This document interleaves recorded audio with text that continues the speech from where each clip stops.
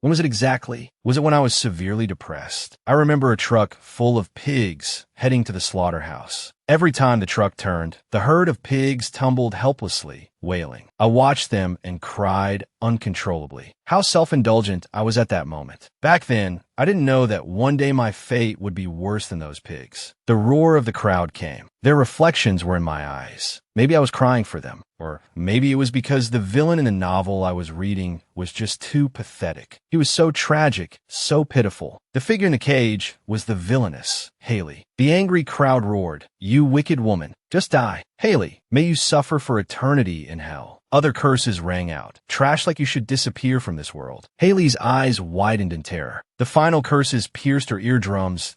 Go die in that barren castle. You good for nothing. Trash like you belongs in a garbage dump. Oh, Haley, why did you live like that? Even if it was for others. Could you really not see where this path would lead? You killed for someone, cursed others to make another king. You even bore the infamy for others. And the people you helped became the heroes of this world. They abandoned you. They betrayed you. They killed you. From the villainess's perspective, it was a short tragedy. Thus, the protagonist seemed utterly detestable, an abandoned villainess. And now, I've become her, the villainous Haley Marin. The carriage jolted. Haley complained, "When are we going to get there? At this rate, my butt is going to be bruised." A guard cut her off sharply. "Shut up." Haley spoke again. "This is the Casnatula border, right? I am Haley Marin." The guard responded coldly, "Stop playing dumb. Do you think that will change anything?" An older guard stopped his companion. "Wait, don't talk to that woman. You'll get cursed." "A curse? If I really am Haley, then I can't complain." She gripped the bars with both hands, thinking, all right, let's see what this crazy woman is capable of. Haley suddenly rushed towards the cage bars, reaching out to grab the guard's collar. The young guard struggled, screaming, "Let go. I said let go." She glared at the older guard. "It's cold. Give me your cloak, or I'll curse you." The older guard thought, what a temper. He waved his hand. "Fine. Give it to her and shut her up." The carriage jolted forward again. Haley sat in the cage, wrapped in the cloak. She thought, what a twisted life. Transmigrating into a novel is one thing. But why is the villainess who's about to die? This is too cruel. The villainess in the novel, Haley Marin, a witch who only craved love. She lacked love, yet pretended to be strong. Pathetic and pitiful, mercilessly used by people, and in the end, branded with countless infamous titles. The greedy monster, the enemy of 3 kingdoms. The threat to the nobility. Not long after, she was beheaded. A murderer who used forbidden magic and caused countless people to suffer. Send her to Marin Castle. Let her die alone. She was sentenced to a fate more painful than death, to become the most notorious villainess in history. All 3 kingdoms wanted to execute her, but the church refused. They said that with her forbidden magic, even beheading couldn't guarantee her death. So, they sent her to the desolate Marin Castle. On that land contaminated by demonic energy, breathing the corrupted air, she would become a walking corpse, eventually forgetting even who she was. Prisoners who couldn't be publicly executed were all given the name Marin and then abandoned there. Haley gripped the bars. She said to the older guard, "Hey, mister, what was the name of that country whose king died? Can you tell them I wasn't the one who killed him? It was his wife who poisoned him. I just don't want to be framed." The young guard looked confused. The older guard snorted,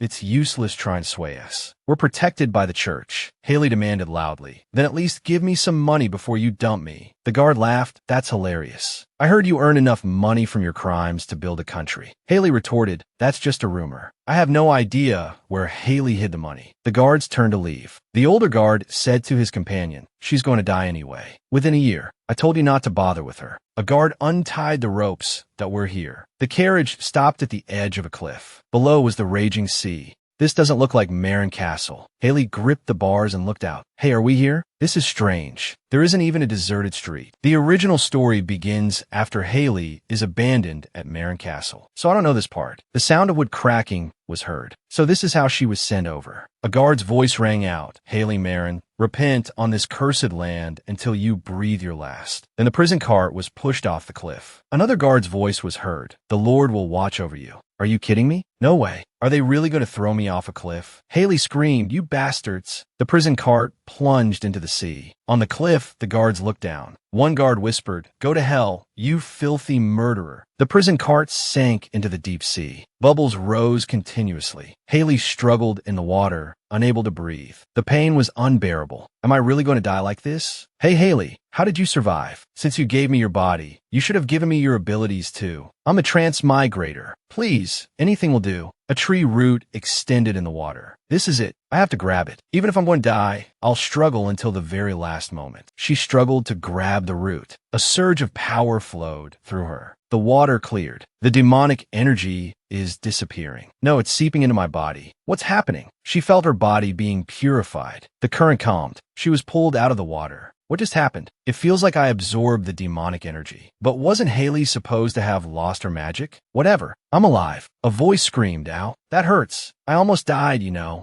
Who pulls someone's hair that hard? But seriously, how did you survive? The little tree spirit asked in surprise. Have you finally come to purify this place? Can my people come back now? This strange kid. I have no idea what he's talking about. My head is spinning. Wait, he said I grabbed his hair. Could it be that he's the tree root I grabbed earlier? Haley felt weak. I don't know. It's enough that I'm alive. I'm Haley. The little tree spirit replied. I'm Jigung. Haley said, as for your question, I don't know what you mean. Jigung explained, you grabbed me and purified me. I was about to die in that contaminated lake. Haley muttered, purified? Does that mean I absorbed the demonic energy? That's pretty amazing. Jigung looked at her and said, since I'm your savior, can I ask you for a favor? Take me with you to Marin Castle. The night was deep in the forest. Jigung asked, you said your name is Haley, right? Jigung sat on a branch and said, Marin Castle is in a contaminated land. It's a half-day's walk from here. You can barely see it. The mountains there are rugged, with no paths for humans. But if you really want to go, I know the way. I can at least guide you. He whispered, thank you for saving me in that contaminated land. Haley shifted slightly. Jigung jumped in fright. What? Are you still asleep? I was just talking to myself. Strange.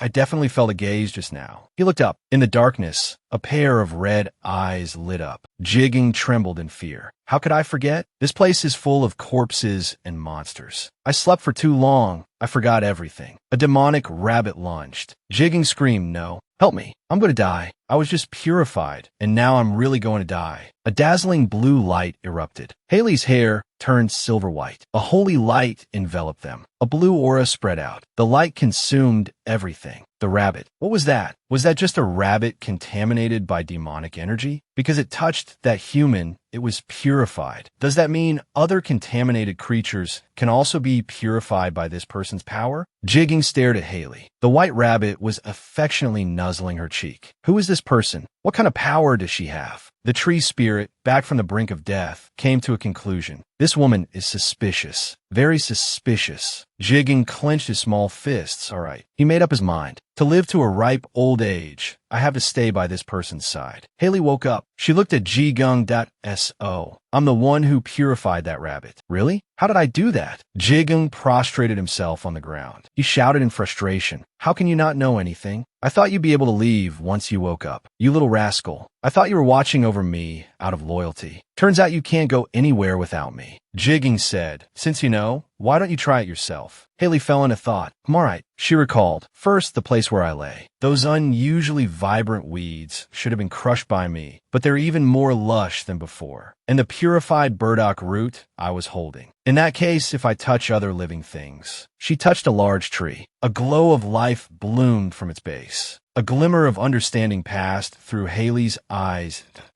Oh, that's it. I can purify just by touching. Upon contact, my body automatically absorbs the demonic energy. Haley, you're amazing. That's right, this is it. I knew it. Haley raised her hands in the air. That I really do have a special and amazing ability, she thought smugly. How could a body with no abilities be possessed? Jigung was confused. What do you mean, amazing? But he knew for sure that she possessed an unheard of power. Jigung asked, were you an amazing person on the outside too? Haley was at a loss for words. Jigung pressed on. Then how did you end up here? Haley answered with a bitter smile. Not that amazing. Just a little famous. And because of that, I did some bad things. I was supposed to be executed, but I survived here. I am Haley Marin, the villainous supporting character in the novel I was in. As a transmigrator, I'm going to hide on this land forever. I don't want to die a miserable death after a year like the original owner. As a transmigrator, my motto is to live a long, low-profile life. Haley turned and said, "Let's go." Just as those people wished, to the abandoned castle in the center of the contaminated land. Life doesn't have to be luxurious. I don't mind being lonely. The important thing is to survive. The protagonist will save the world anyway. And I, who possess the body of a villainess everyone hates, should probably self-isolate for everyone's sake. Her foot slipped and she fell to the ground. A plant withered by her hand. She touched a flower and it was instantly purified. Haley's eyes lit up. She turned back to Jigung and said, "Let's try touching things as we walk. Wouldn't it be great if something gets purified?" Jigung was stunned. "How can you be so careless? What if you run out of energy before we reach our destination?" Jigung reminded her, "The temperature will drop after sunset. Do you really want to camp in a contaminated forest in wet clothes?" Haley looked at the red eyes around them. She cried out in panic, "What? I don't want to camp here. When will we get there?"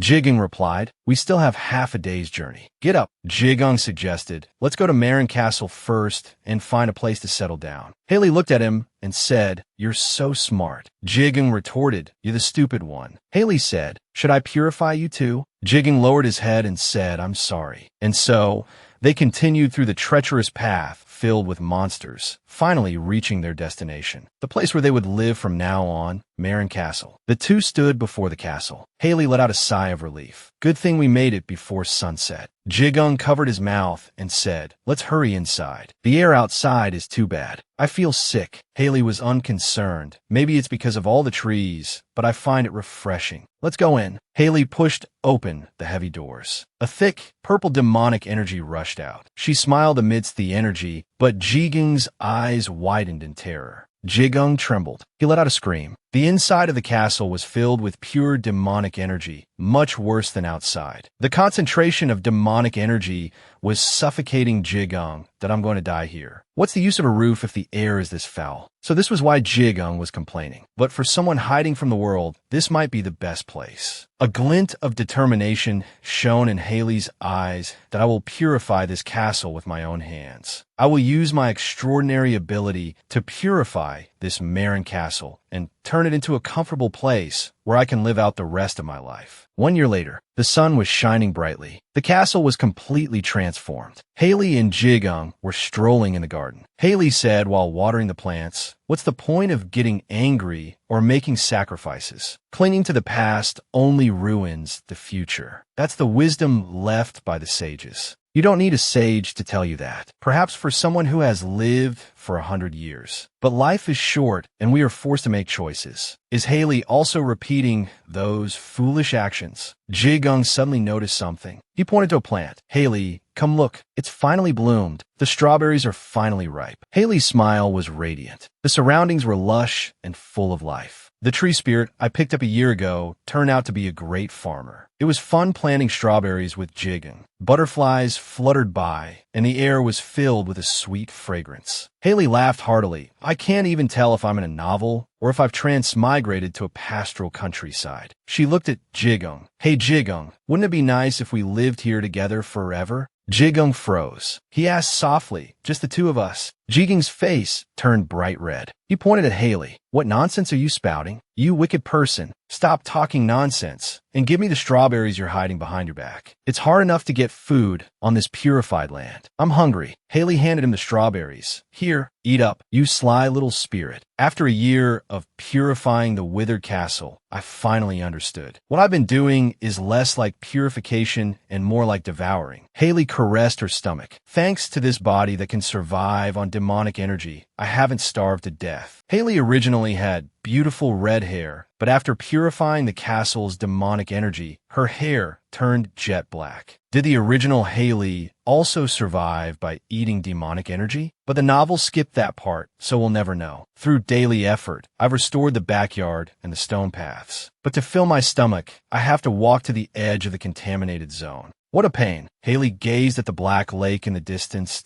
If I keep this up, maybe that lake will be purified one day. I'm the type of person who plays farming mobile games to the very end. If this were a game, I'd definitely hoard free coins like a squirrel and watch ads every hour. I wish another spirit would show up. Jigung is good at farming. This time, I hope for a shy one who's good at cooking and cleaning. In this vast Marin territory, I am the only human. The rest are contaminated plants, monsters, and walking corpses. A pale-skinned man walked out of the darkness, his eyes vacant. Haley screamed in terror. A zombie! Get away! The man staggered and grabbed her wrist. Haley shouted in fear, "Get off me! This is my territory." He grabbed me. If I purify him, maybe I can survive. The man gripped her wrist. His voice was cold. Where's Haley Marin? I'm here to kill her. Haley's heart skipped a beat that he knows me. Who is he? The man's eyes were filled with hatred. The woman who destroyed my family. The moment I heard those words, I understood. I understood this man's true identity. He's one of the male leads from the original story. A man who hates Haley, and the man who will eventually kill Haley. Haley struggled. Wait, Ricard. Winter. Ricard suddenly lost consciousness and collapsed on her. Haley was bewildered.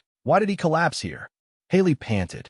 Finally dragged him back. It's all Jiging's fault for making me go out to purify things, and I ran into this guy. More importantly, aren't I a transmigrator? My actions are different, so shouldn't the storyline change? Jiging shrieked, "Are you crazy? Why did you drag back a corpse?" Haley replied, "He's not dead yet, though he looks like he's about to be. He'll become a real corpse soon enough." Ricard lay on the ground, his breathing shallow, his face pale. "Did I curse you? You trampled on my heart, repaying my love and devotion with betrayal. For the mountain of corpses I raised for you, for the weight of that sin, for the tears I shed for you, may you regret it. May you suffer for a long, long time." In a novel, it's okay to have a few husbands. The one who created the demon was Haley. Abandoned in Marin Castle, she spent a year cursing the entire world until a man came and killed her. Haley's death became the final key for the demon's appearance, turning Marin Castle into the demon's cradle. The demon was born from Haley's anger, sorrow, and fear, feeding on her emotions. The demon escaped the contaminated zone and committed all sorts of atrocities, forcing the female lead and the 4 male leads who love her to embark on a journey. The demon king-level male lead killed Haley and left Marin Castle. After losing his humanity, he joined the female lead's party. Haley looked at Ricard and thought, "That's right, it's this guy, Ricard Winter." Jigung crouched down and said, "He's been contaminated by demonic energy. If we had found him any later, he'd be wandering around like the corpses outside. Still, it's amazing. A normal person would lose their mind within a day of entering, but he's held on this long and is still the same." Haley replied, "Because he's a male lead." Jigung looked puzzled. Later, he will awaken as a half-demon, unable to live in the sunlight forever. He'll linger around the female lead and eventually commit suicide. Jigung looked at Haley. "There you go again. Stop spouting nonsense and think of something." Jigung said, "He's not completely contaminated yet. If you purify him now, he might wake up immediately. Are you going to keep him here?" Haley looked at Ricard. "That's the problem. The moment he wakes up, he'll want to kill me." Jigung was anxious. "Miss Haley." Haley cut him off. "Did I know? You don't have to rush me. I was planning to save him anyway, though I'd much rather he not wake up in my backyard. But I have no choice." Haley placed her hand on Ricard's chest. A golden light shone. "The reason I'm purifying Ricard, even though I know he's here to kill me, is because he's the only innocent victim among the 4 male leads. His family was massacred, and he was the sole survivor. He dedicated himself to revenge. Therefore, his hatred for Haley is justified." Haley felt the demonic energy within him. The amount of demonic energy he carried was astounding. How long had he been wandering the contaminated zone? "I'll help him this one time, then send him away quickly. No matter how pitiful he is, getting entangled with an original male lead is something I absolutely refuse to do." The purple demonic energy was dispelled. Ricard's eyes shot open and he grabbed Haley's shoulders. Haley was startled. Ricard demanded, "Where is this? Tell me, where did you bring me?" Haley thought in panic. How could he wake up so fast? Jigging screamed, "Miss Haley, the ungrateful wretch who kidnapped Miss Haley." Haley said, "Why are you awake? My plan to have him hide is ruined."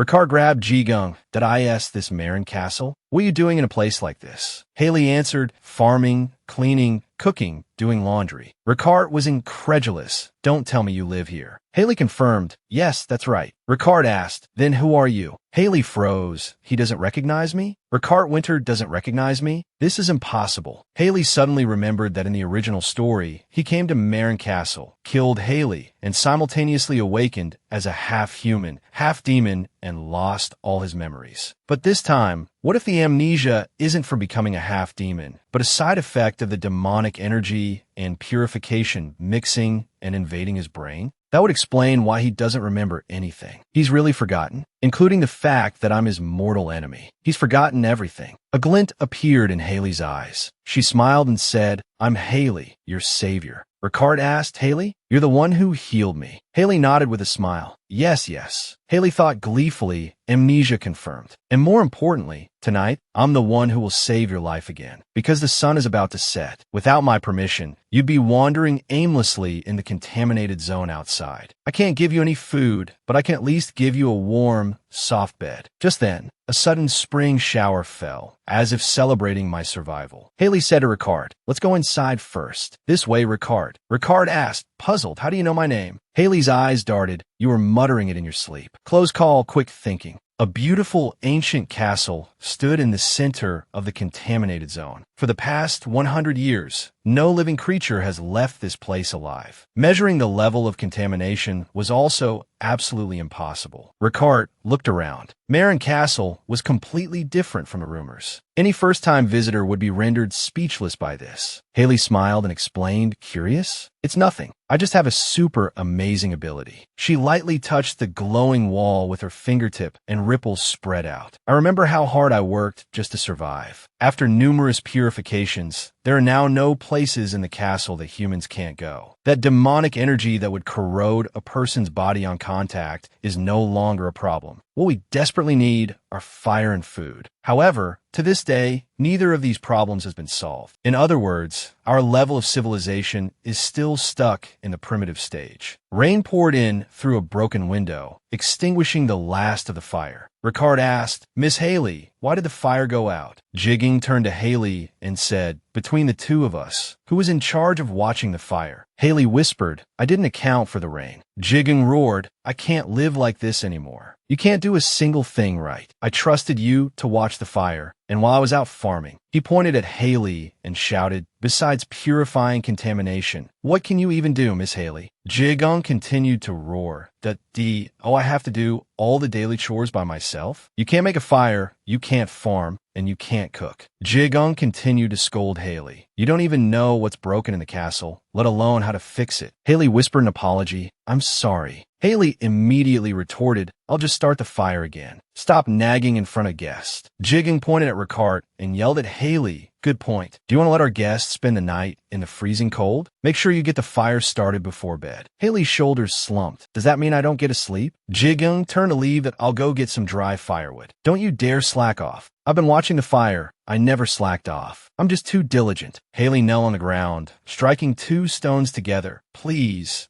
light. "Why isn't it working again? Is it because the air is damp?" Ricard's voice came from behind. "What are you doing?" Haley replied without looking up, "Making a fire." "Can't you tell?" Ricard asked in disbelief. "You're not trying to make a fire with two stones, are you?" Haley looked up at him. "What's wrong with that? It's worked occasionally before." Ricard was silent. He told her to move aside and then sat down beside her. Ricard took out a fire starter and struck it lightly. Sparks flew, and the kindling instantly caught fire. Haley watched in amazement that IT lit up just like that. "Where did you get this?" Ricard explained, "This? You can find them at blacksmiths or general stores. I heard they're sold by traveling merchants." Haley asked curiously, "Is it expensive?" Ricard replied, "Not expensive." Haley asked again, "Is it magic?" "If it has a fire-starting enchantment, it would be expensive." Haley watched the flame. "Can it work this well without magic?" "I want one. I really want one." Ricard asked, "If it's just for making a fire, why not buy a magic brazier that can burn semi-permanently?" He explained, "This is for travel, not for everyday use." Haley asked excitedly, "There's something like that? A magic brazier?" One alluring phrase. So there are products of civilization in this world after all. Nothing in this old castle is in good condition. It's forced me to live like a primitive person, working from sunrise to sunset. "Ah,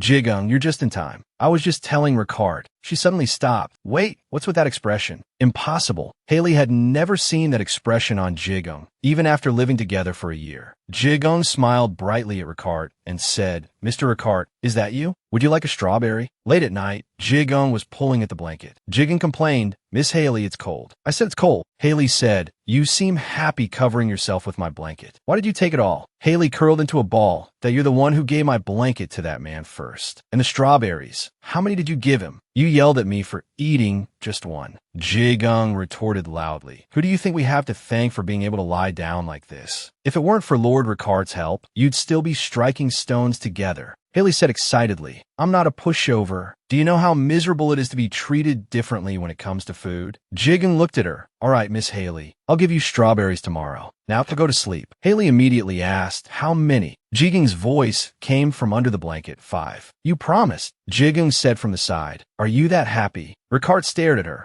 Who is this woman? Really? The same face, the same appearance. But she can't possibly be Haley Marin, that evil which would not show such a helpless and endearing smile. He recalled Jigung's words. Are you crazy? Why did you drag back a corpse? Haley had replied, he's not dead yet. Who is this woman? Doing chores with her slender wrists, living with a tree spirit, smiling so happily over just 5 strawberries, without a trace of malice in her eyes. She's not that evil witch Haley. She's more like another human who was wrongly imprisoned in Marin Castle. Ricard was lost in thought. It's so confusing. I was once the puppet of the Winter family. Ricard Winter, you think your life is your own? You're wrong. The family is your everything. Don't forget you were born for the family. Don't trust anyone. For one who bears the name Winter, loneliness is the only friend. A man of steel who moves only for the family. The perfect heir meticulously crafted by the Duke of Winter, not tarnish the family name. You must be perfect. Emotions are a sign of weakness. The heir of the Winter family has no need for such things. What is there to be confused about? The Winter family never hesitates because we always know the answer. I was raised to be the perfect heir my master desired, devoid of emotion, knowing no desires. I simply lived according to the family's will. Even when the Winter family fell, it was the same. Flames consumed our home. My father's voice rang in my ears. This is your final mission. Go and get revenge, Ricard, for our family's ancestors and our unjustly killed family members. On that witch, Haley, who destroyed our family with her schemes and plots. To me, revenge was a duty. Our home collapsed in flames. It wasn't sadness or loss, because I was driven only by duty and responsibility. I was prepared to die for revenge. The woman who truly killed me wouldn't even grant me an honorable death. He collapsed on the ground and asked weakly, why did you let me live? The witch looked down on him. This way, as long as you live, you won't forget what I've done. You act as if you have some sort of guilt. For someone who wiped out an entire family, isn't that a form of deception?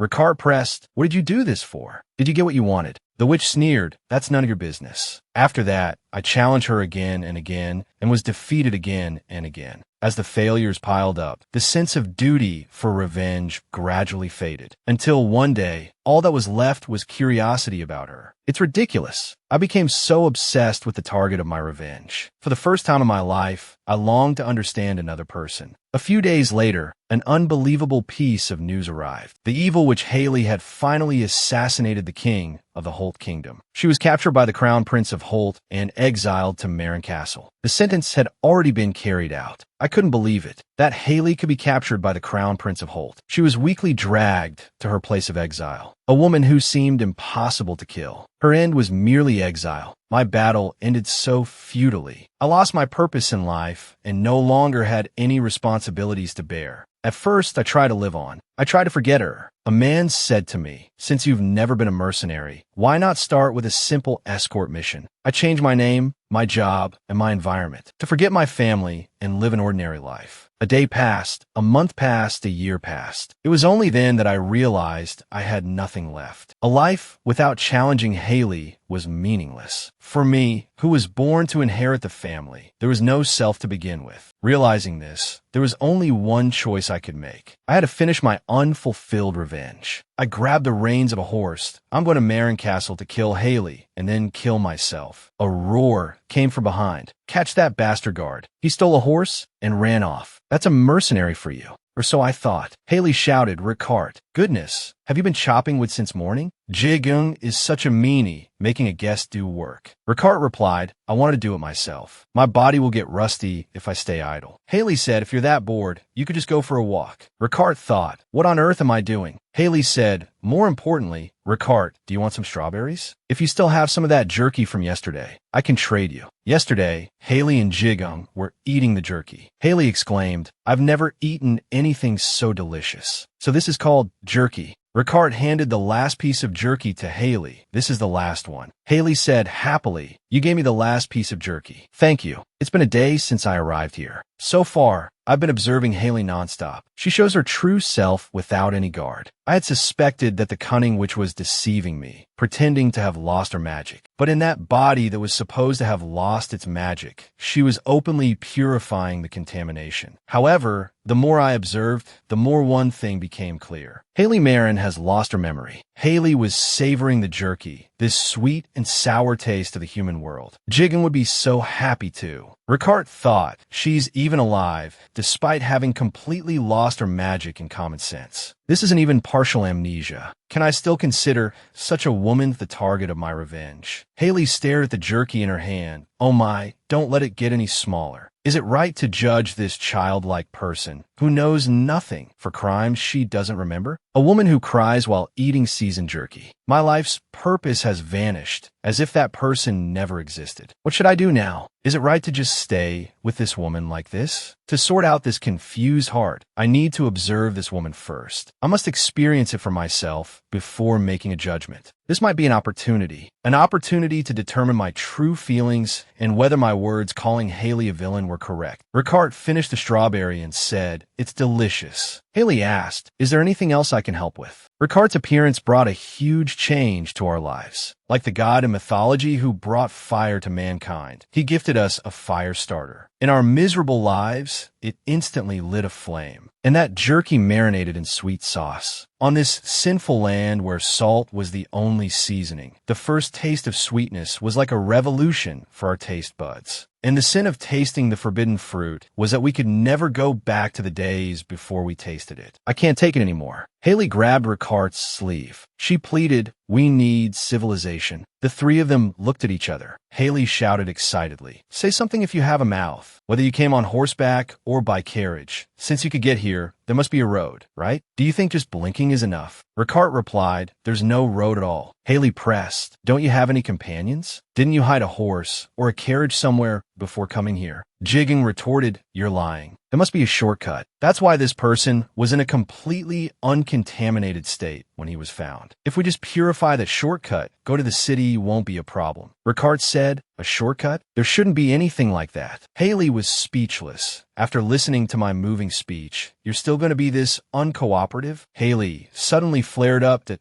oh, you think I'll let you off just because you have amnesia? I saved you when you were about to die, and this is how you repay me? We'll starve to death before the potatoes even grow. Can you take responsibility for that? Jigung interjected, Haley, you're the one who traded the strawberries for jerky. Haley glared at Jigung. Whose side are you on? Ricard interrupted them. That's not what I meant. I came here by looking at this. He unfolded a map. Haley leaned in to ask, what's this? Ricard explained, it's a map. See this mark? I think this is the castle you're living in now. Haley snatched the map. Give it to me. Jigging quickly apologized. Haley hasn't had flour in a long time, so her mind isn't right. Look how thin she's gotten. Ricard said it's fine. Jigung said, if we had seeds, we could farm, but we can barely bring anything in. Now that we have a map, we can find the way to the city. We can buy wheat seeds, chili peppers, sugar. Haley cut him off. Jigung, that's not what's important right now. Haley's expression turned grave. Jigging asked, what's wrong, Haley? Haley's voice trembled. I can't read the map. Jigging shouted, there goes our jerky and flour. What's the difference between not being able to read a map and not being able to make a fire? Ricard said calmly, I can read a map. Jigging and Haley asked in surprise, you can?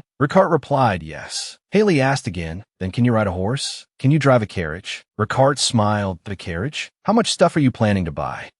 I've never done it, but I probably can. Haley thought he smiled. Is he mocking me for saying I can do anything? But Marin Castle basically maintains a policy of isolation. This is an emergency. We decided to accept help from an outsider. The primitive era is over. To put it dramatically, it's time to bring civilization to Marin Castle. Jigging instructed, please be careful on the road. You can't just change the route. You can't pick up things to eat. You can't help anyone, and you can't follow anyone. Haley asked, am I a child? Jigging said, I'm sorry. He really treats me like a child. Ricard interrupted their farewells. That's enough goodbyes. let's get going. Ricard walked ahead, with Haley following closely behind. She thought, he was on the verge of death yesterday. How can he be so reckless? He's just walking like that, inhaling demonic energy with his whole body. And ever since we first met, I feel like he takes steps that are too big. Hey, wait up, let's go together. Haley suddenly tripped. Ricard caught her and said, don't run. Haley complained, weren't you the one who told me to hurry? Ricard explained, I think we should shorten our time on the road in the demonic energy. The amount of demonic energy that can be purified in a day is limited. It's impossible to clear a path. We should go out, buy what we need, and then slowly clear the path while consuming those supplies. Haley said, what about you? At this rate, you'll be a corpse before you even reach the town. I'm just trying to avoid the worst-case scenario. Ricard asked, so you want to keep me alive until I'm about to die, and then let me die again while I'm alive? Haley said, do you think I'm some kind of pervert? Ricard asked, pervert? What's that? Haley said, nothing. Haley held out her hand and said, I don't usually like holding hands with people, but this is a special situation. It can't be helped. Take my hand. I'll purify you. That way you won't get corrupted on the way. Ricard stared at her. Ricard waved his hand that it's really fine. Haley asked, you really won't take it? Ricard smiled that I said it's fine. Haley thought, all right then. Self-reliance and independence it is. Walking on the corrupted land, stepping on withered trees. It's not exactly a romantic journey. It's not too bad. The sky is still blue, and the clouds are still white, just like the sugar and flour waiting for me at the end of the road. The contaminated zone is worse than I thought. No matter how far we walk, it's just an endless forest. Haley complained, how much longer do we have to walk? I just want to sit down. Ricard replied, we're about halfway there. Haley asked, halfway? How do you know? Ricard replied, maybe you should try learning how to read map. Haley shouted angrily, learn? I've learned before, but I don't like studying. You want me to learn again? I hate studying. Ricard said, exasperated, who said anything about studying? He pointed at the map. Look here. We're here now. You have to walk in this direction for another day. Are you listening to me? He saw Haley standing by the lake. Ricard was surprised. Rain began to fall. He called out softly, Haley. Haley stared at the lake's surface. But now, both the forest and the lake are lifeless, choked by the demonic energy that blocks the light. What a waste. At this rate, it will take a long time to absorb that dense demonic energy. But maybe one day, we can make that black lake blue again. If that day ever comes. Ricard ran over. What are you looking at? Don't look at the water. It's bad luck. Haley said softly, Ricard, if we could purify that lake, wouldn't it be beautiful? You could see everything from the top of Marin Castle. When it freezes in winter, when the weather is clear, it would be a spectacular sight. Ricard's gaze shifted. Haley continued, I have a dream. I want to live in a peaceful place. Plant Jigong in Marin Castle, cultivate the land, and nurture life. In a scenery like that, it would be nice to have a beautiful lake too. If that lake were as clear as a mirror, we could even go boating in the summer. Ricard looked at her, thinking, what on earth are you? Haley continued to dream. Every morning, the forest would be filled with the sound of birdsong. Maybe deer would walk out, just like in a fairy tale. I would ride a white horse and stroll by the lake. Ricard interrupted her. Absurd. Don't underestimate me. Give me 10 years, and I'll make it happen. Ricard said, okay. Haley shouted, you're totally underestimating me. Just because you're a protagonist, you think you're so great? Is this how you treat your savior? Ricard repeated, I said okay. Ricard looked at her. Strange. She claims to have lost all her memories, yet she's so certain about what she wants. A kind of conviction and hope that I don't have. Where does such a wish come from? It's been 3 days since we left Marin Castle. After passing through continuous mountain forests, we finally reached a wide main road. Since then, we've been clearing the contaminated zone several times a day. Pale skin dripping with demonic energy, gray eyes as cloudy as ash. Like zombies. Most of them were rebels, plague victims, heretics. They were villains abandoned by the 3 kingdoms or the church. Ricard said, strange. They've been ignoring you since a while ago. It's as if they have no intention of harming you. Haley, have you tried purifying them? Haley replied, of course not. What if purifying them actually turns them back into humans? The zombies can't hurt me, but the thought of turning them back into people is even scarier. I won't purify them. They are twisted people. Ricard thought, then I'm really lucky. Haley asked, what do you mean? Are you happy to be treated like this? Do you want to try purifying them? Ricard replied, no, thanks. It's too much trouble. During our journey, whenever a zombie appeared, Ricard would cut them down. If the demonic energy contaminated him, I would step in to purify it. Ricard said, "There's another one ahead. I'll handle it. You wait here." Haley thought, why shouldn't my eyes be wide open during dangerous times? I guess this is why he came here. Because he's suffered so much. But it's a good thing he hasn't forgotten how to use a sword. If he had forgotten the swordsmanship he honed for years, survival would become difficult. And for some reason, that would become my fault. Even though it's not. What a strange guy. He came here to kill the real Haley. But he's helping me, the fake one, and suffering because of it. Ricard moved forward with his injuries, never showing weakness, always walking ahead of me, grab my hand, and climb up. He gave me all the right berries and chewed on bitter roots himself without a word of complaint. Even though he was clearly more tired, he always let me sleep in the comfortable spot. Is he a pushover? That's a problem. I have a soft spot for good people. I still haven't told him that in this contaminated zone, I don't need to eat, drink, or sleep. What is with this body? Ricard called out to her, "Haley." Haley replied. Ricard asked, "Do you know who you are? What you did in the past, and why you live alone in Marin Castle?" Haley replied, "Why are you suddenly asking this? I really don't know." Ricard pressed, "Not remembering who you are, doesn't that make you uneasy?" Haley replied, "Not really." Haley thought, "What are you talking about? You're the one with amnesia." Ricard said seriously, "Listen, Haley, when we enter the human world, never tell anyone you're Haley, even if you know nothing about the real Haley." "Wait, why can't I tell them I'm Haley? Didn't you say I lost all my memories?" She thought, "All right, I'll play along for now. To be honest, I really don't know who I am. I woke up in a prison cell. They threw me straight into the furnace. I struggled desperately to get to Marin Castle." Haley asked back, "What about you? Do you know who you are?" Ricard replied, "I am the heir of the Winter family. Now they are all dead, so there's not much to say, except that I might still be on the wanted list in Bandies." Haley thought in surprise, wait, does he remember everything? After entering the contaminated zone, things got a bit chaotic. I can't explain why I risked my life to come here. I'm starting to wonder if everything I believed in was a lie. If the place I call home is nothing more than a sandcastle, Haley thought, so his memory is only partially gone. Haley exclaimed, "Ricard, are you okay?" Ricard was contaminated. Haley asked anxiously, "If you were contaminated, you should have said so first. Why wait like a fool for me to come and evolve you? There's a limit to stupidity. If it had been any more serious, there would have been nothing I could do." She reached out and held his hand. "Evolve, evolve. Get better quickly." Ricard Winter had lost half of his memories, yet he had become a surprisingly good companion, kind and considerate, and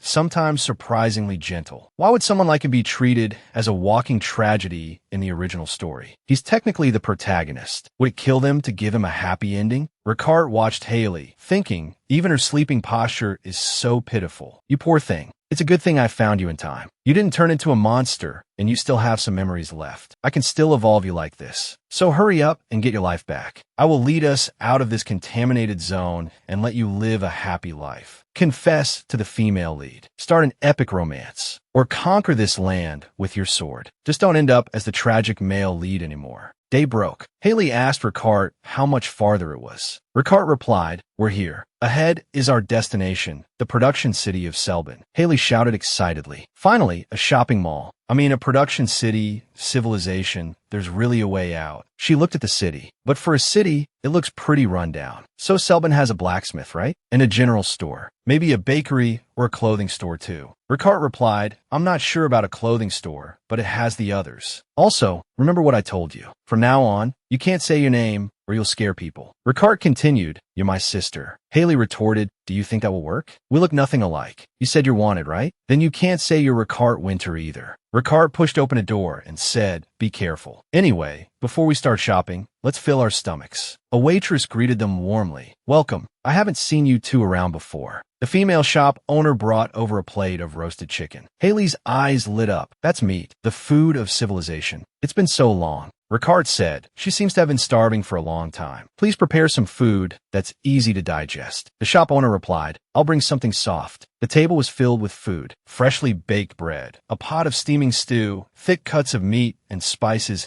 simmered into a rich broth. "It tastes amazing. I'm going to savor every slice of bread, every single carrot." Ricard put down his utensils. "I'm done." Haley looked surprised. "What, you're already done?" "We just started eating." Ricard stood up. "It's fine. Take your time. I'm more comfortable traveling alone anyway. But as soon as we get back to the castle, you're going to start learning to read and write. Haley lowered her head and replied, I know, just as planned. I told Ricard I can't read. But over the past year, I've already mastered this world's language. Every book in Morrowind Castle probably has my fingerprints on it. Haley picked up her cup and took a sip. The waitress came over and asked, Where did your brother go? What brother? I'm the older sister. The waitress smiled and asked, Oh, really? Anyway, I made some dessert. Would you like to try some? Or would you like some other kind of dessert? Isn't that just dessert? They even serve dessert here. What a generous place. Haley took a bite. It tasted like sweet rice cakes. If I want more, she'll make it for me. Why is she being so nice to me? The shop owner said with a smile, A lot of terrible things have been happening lately. I was worried. I didn't expect to see a starving child. Oh, so they thought I was a beggar and gave me food. Looking at the state I'm in, I can't blame them. For the record, it's not that I don't have money. I'm actually filthy rich. I found a treasury in Morrowind Castle. The treasury was filled with mountains of gold and treasure, but no clothes or food. I only have 2 sets of clothes right now. One was made from a stolen guard's cloak. The other was made by Kikyo from tree fibers. The dress is the one I'm wearing now. My original clothes fell apart in a month. Haley turned to the shop owner. Hey, I want to buy clothes. Where's the clothing store? The shop owner replied, Everyone makes their own clothes here. Haley looked shocked. If Kikyo keeps making clothes, her skills should improve. Haley came to her senses. Then where do you get the fabric? The shop owner explained, From merchants from the big cities. We buy in bulk when they come, so you have some in stock. If you have any extra fabric, could you sell it to me? The shop owner readily agreed. Of course, come with me. We're an inn.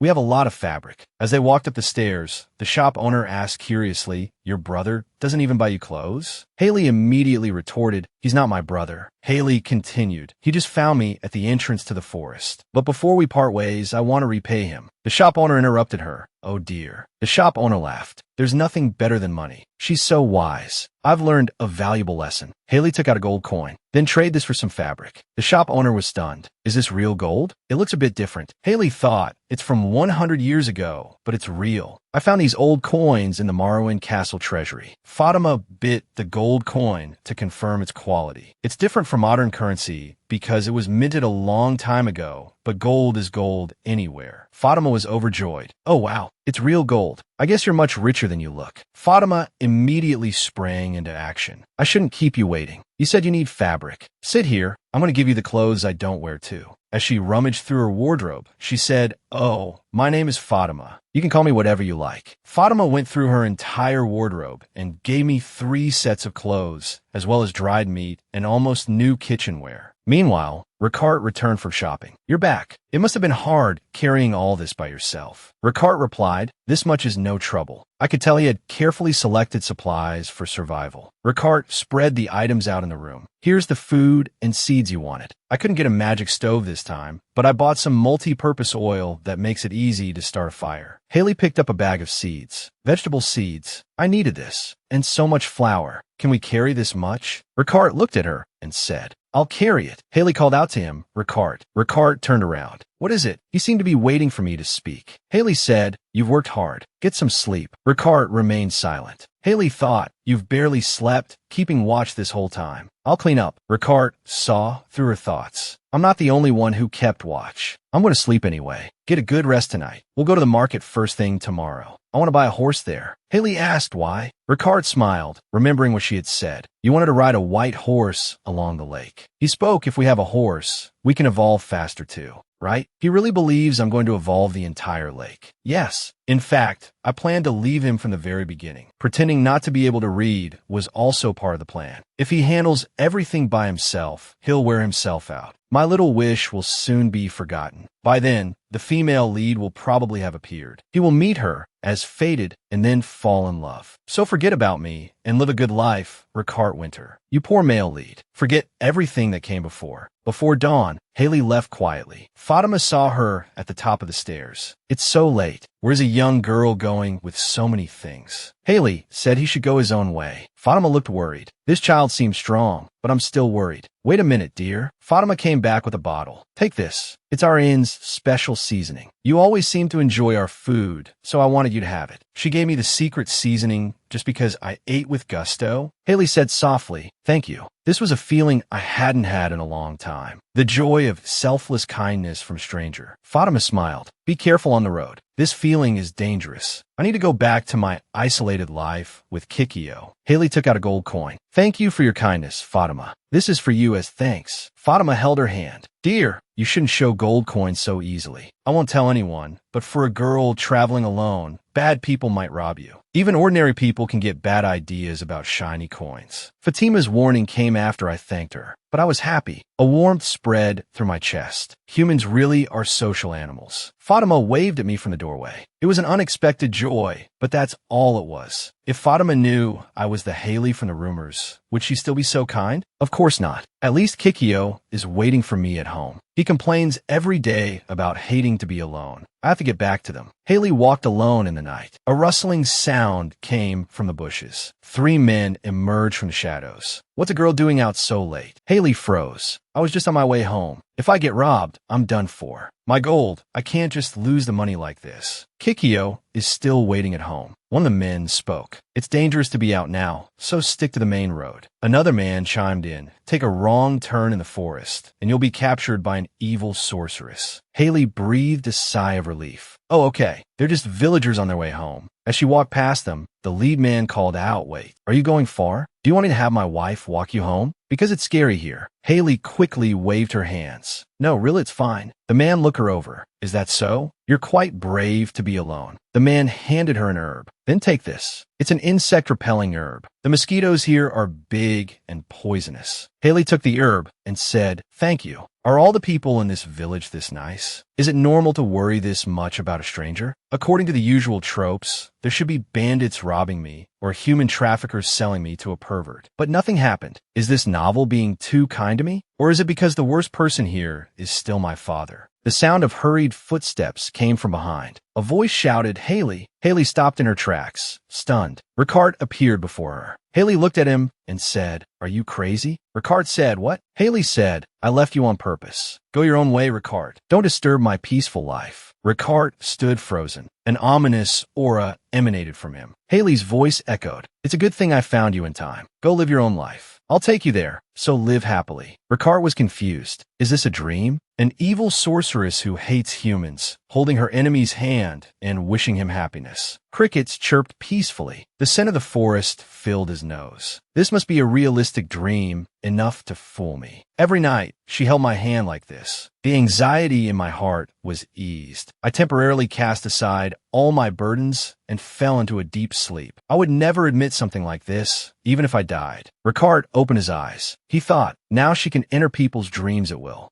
How much time had passed? He groggily got up. I was supposed to go buy a horse this morning. The sun hasn't risen yet. I'll sleep a little longer. He fell back onto the bed, then shot up in shock. A necklace on the pillow was glowing blue. He stared at it, shocked. It was raining outside. A voice shouted, Sir, where are you going? You haven't taken your luggage. Ricard walked on without looking back. It was all a lie to put my mind at ease. He recalled what the woman had said. She said she had to hurry home because there was a child at home. She looked so young. I never would have guessed. Ricard thought, what was all that for? We traveled through the demonic energy. He spoke countless times. He even asked me if I needed him to ride the horse or drive the cart for me. It was all a lie, just so you could abandon me. You're contaminated. I'll help you purify on the way. I didn't hold his hand. I thought if I did, there would be no turning back. My last bit of reason would disappear. But it was all in vain. Haley doesn't need Ricard. Haley carried her luggage. She looked at him coldly. Don't you get it, Ricard? I did this to get rid of you. Ricard's face was filled with anger and confusion. He questioned, You abandoned me on purpose? In case your family went bankrupt, I even gave you money. That should be enough. Haley turned to leave. Ricard shouted, Wait. Ricard shouted after her, Haley. Ricard chased after her, demanding, I know you have a special constitution, but that's just an abandoned castle. Are you planning to spend the rest of your life trapped alone in the contaminated zone? That's no place for a person to live. Haley stopped, her expression calm. She said softly, That's my home. Haley said coldly, I don't need you to understand my way of life. Ricard stood frozen. Haley had her back to him. Go your own way, Ricard. Because of what she did, Haley became the public enemy of the entire kingdom. But you're purely a victim. You're only wanted in one kingdom. There are many other ways to live. So go find a place that can protect you. Haley added, We were strangers to begin with. Parting like this doesn't change anything. Ricard was emotional. So from the very beginning,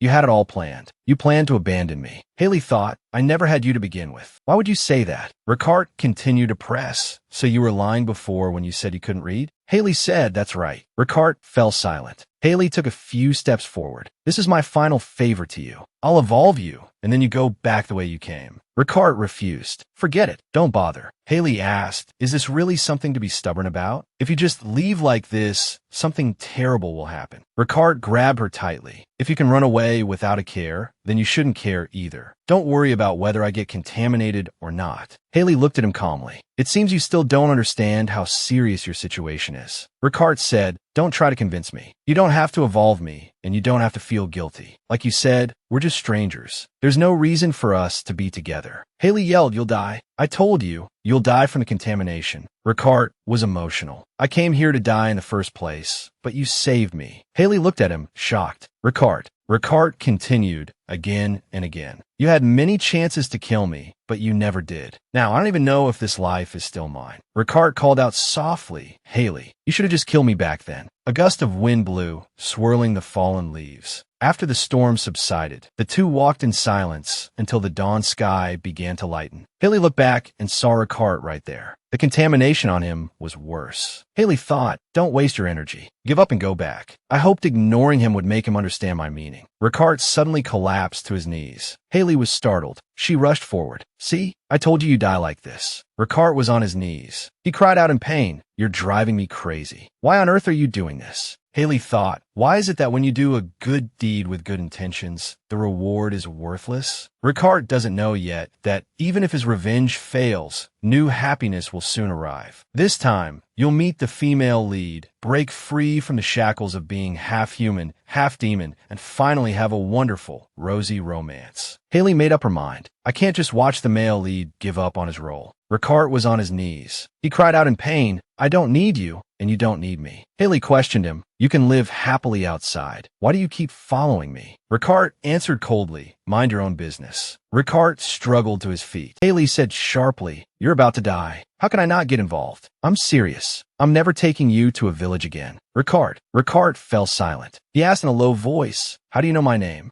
Haley froze. Ricard took a step closer. You knew from the beginning, didn't you? Was the memory loss a lie too? Not being able to read the map was a lie. Not recognizing me was all a lie. Haley thought there was no such thing as a magic brazier in the novel, so I didn't know about it. How would I know how to read a map? It's not that I lost my memory. It's that I'm not the real Haley at all. How am I supposed to explain something like that? And even if I did, would he believe me? Haley covered her face in frustration. At this point, everything is just annoying. She turned around. Think whatever you want. Curse me however you want. I have no intention of being understood, nor do I want to be. Ricard called out from behind her, hey, Haley, are you just going to leave like this? Haley thought, I don't even know how to answer. And how am I supposed to abandon you? You were never mine to begin with. Ricard grabbed her arm from behind. Don't abandon me. He suddenly dropped to his knees. Haley cried out, what? She thought, the male lead's knees are so cheap. Has the demonic energy already invaded his brain? Ricard trembled all over. He said weakly, my strength. Haley watched him collapse. So he fainted. Haley sighed wearily. How do things get like this? She reached out her hand to Ricard and said, I am Haley Morrowind, the evil dark sorceress who wiped out your entire family and became the public enemy of 3 kingdoms. Ricard said, I know. Haley was very surprised. You know, and you still want to come with me? Ricard smiled slightly and said yes. He took her hand. Haley was taken aback. This man, destined for a life of tragedy, always burdened by misfortune, finally showed a brilliant smile, like someone who had been lost for a long time and had finally found their way home. Haley sighed. All right, I give up. She pulled Ricard's hand. Let's go home. In a village on the northeastern outskirts of the Tasnatura kingdom, villagers were talking amongst themselves. I heard soldiers have been sent to the border of the contaminated zone. Is it an order from the Pope? A place abandoned for 100 years is suddenly being investigated. A woman said the newly appointed young cardinal bishop must be full of energy. I heard he's personally inspecting the borders of the 3 kingdoms and those neglected regions. A white-haired man in a blue robe handed bread to a villager. He was Eugene Wedmark, one of the 5 cardinal bishops of the church. A voice called out, Lord Eugene. His aide, Yenna, was by his side. Yenna said softly, "These miscellaneous tasks should be left to the infantry priests. You should focus your energy on more important matters, Lord Eugene." Eugene replied with a smile, "Haha, it's fine. I'm just a little bored because the news I'm waiting for hasn't arrived yet." Yenna lowered her head. She apologized for making Lord Eugene wait. "I'm a failure of an aide."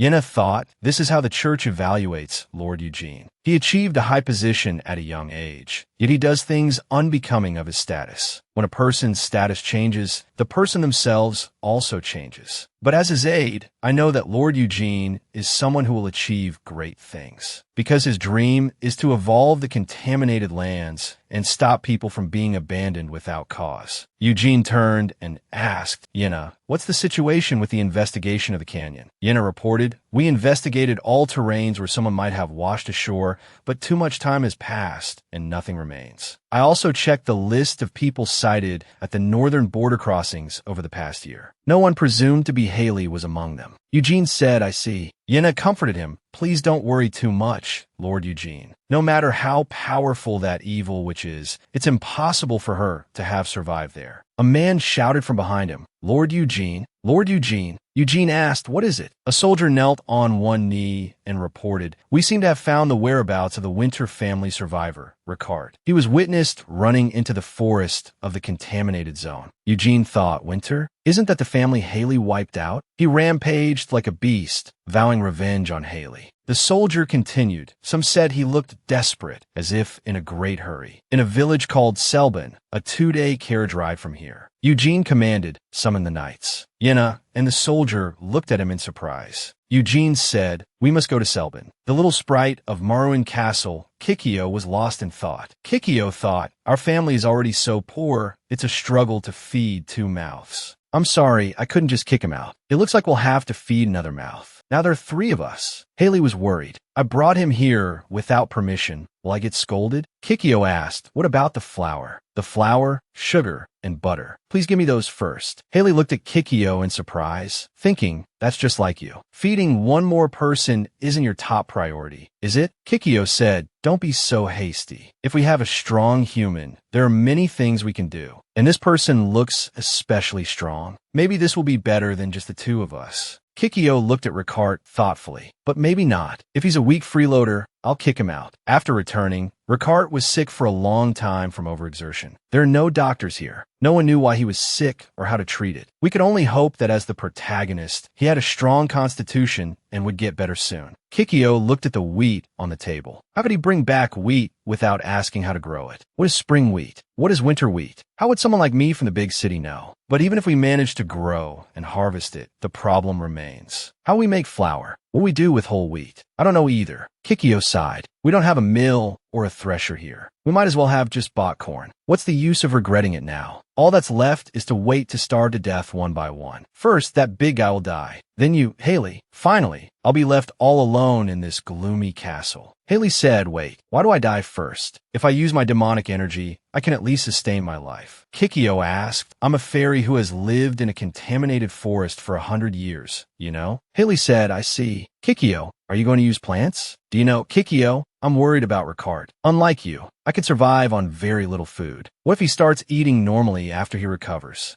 Ricard chuckled. I'll find my own food. Haley looked at him in terror. You scared me to death. You're already awake? Haley handed him a piece of bread. Here, eat this. How are you going to find food in this contaminated land? Ricard replied, I think I'll do a better job than you. Haley thought, what is he talking about now? Are you trying to get contaminated and collapse? Who's going to evolve you then? Have you ever heard the term overconfident? Ricard continued, I just need to go hunt in the evolved area up ahead. Haley said, you think we haven't tried hunting? There's nothing here but rats. Haley said with a laugh, go on, give it a try. Let's see what good things you can catch. An hour later, a large white bird was shot down. Haley and Kikyo were very surprised. This is real. Ricard proudly held up a slingshot. Haley thought, with that toy-like slingshot, this is already the third one. I never thought this would work. Kikyo also thought, what have Haley and I been doing all this time? Haley recalled how Ricard had completely ignored her taunts and just focused on whittling a branch. At first, his posture was clumsy, but after a few adjustments, he was gathering dinner at an astonishing speed. Kikyo exclaimed, A strong human can do so much. And he looks especially strong. Physical strength is truly a remarkable ability. Haley thought, I thought he was just trying to win a verbal argument. Ricard asked, what should I do? Kikyo urged, catch a few more for later. Ricard's status had completely flipped. He had proven his worth, his voice filled with confidence. Ricard pointed into the distance. Haley, start evolving that area tomorrow. Haley asked in shock, why? That's the road to Selbin.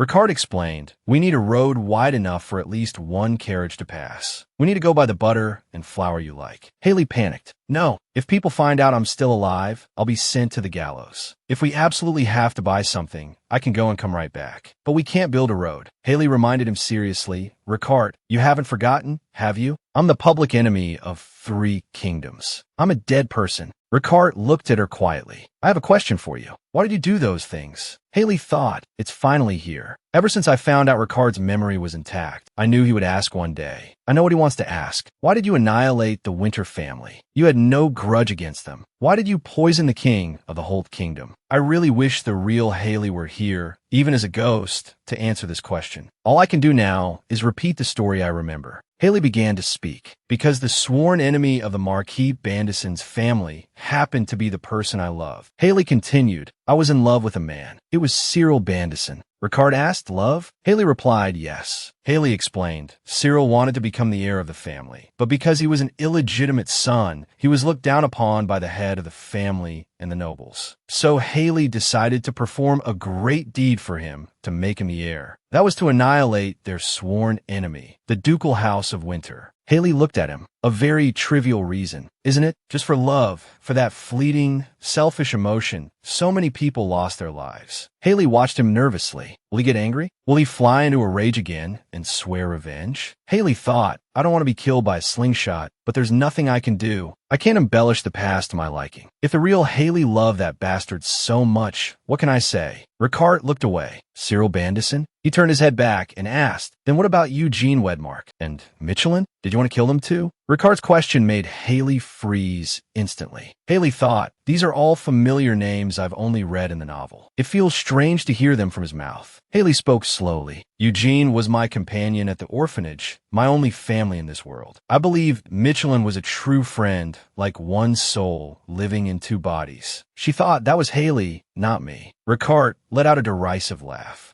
Family, friends. Is there something wrong with you? Ricard questioned, those bastards not only captured you, tried you, sentenced you to death, but even threw you into the contaminated zone. Haley turned away. I already know. You don't have to remind me. Ricard said, how stupid. It's a waste to even call you a genius. But since you remember everything, why did you pretend to know nothing? Haley thought, I did it to survive. What other reason could there be? Because some half-dead person was burning with a desire to kill me. Ricard recalled the scene. All right, that did happen. Haley asked, then why did you pretend to have amnesia? The person who came to kill me, suddenly acted like a good guy. I told you to leave, but you wouldn't listen. He answered softly, I did it to survive. I just want to live. You want to live? How? By forgetting the person you want revenge on? Haley lowered her eyes, her expression on. That's absurd. If you were just afraid of being killed, I want to tell you that no one here will kill you. Haley was silent. She had no right to be comforted as someone who had taken over another's body. Ricard looked at her and shouted, Haley. Haley looked up and answered,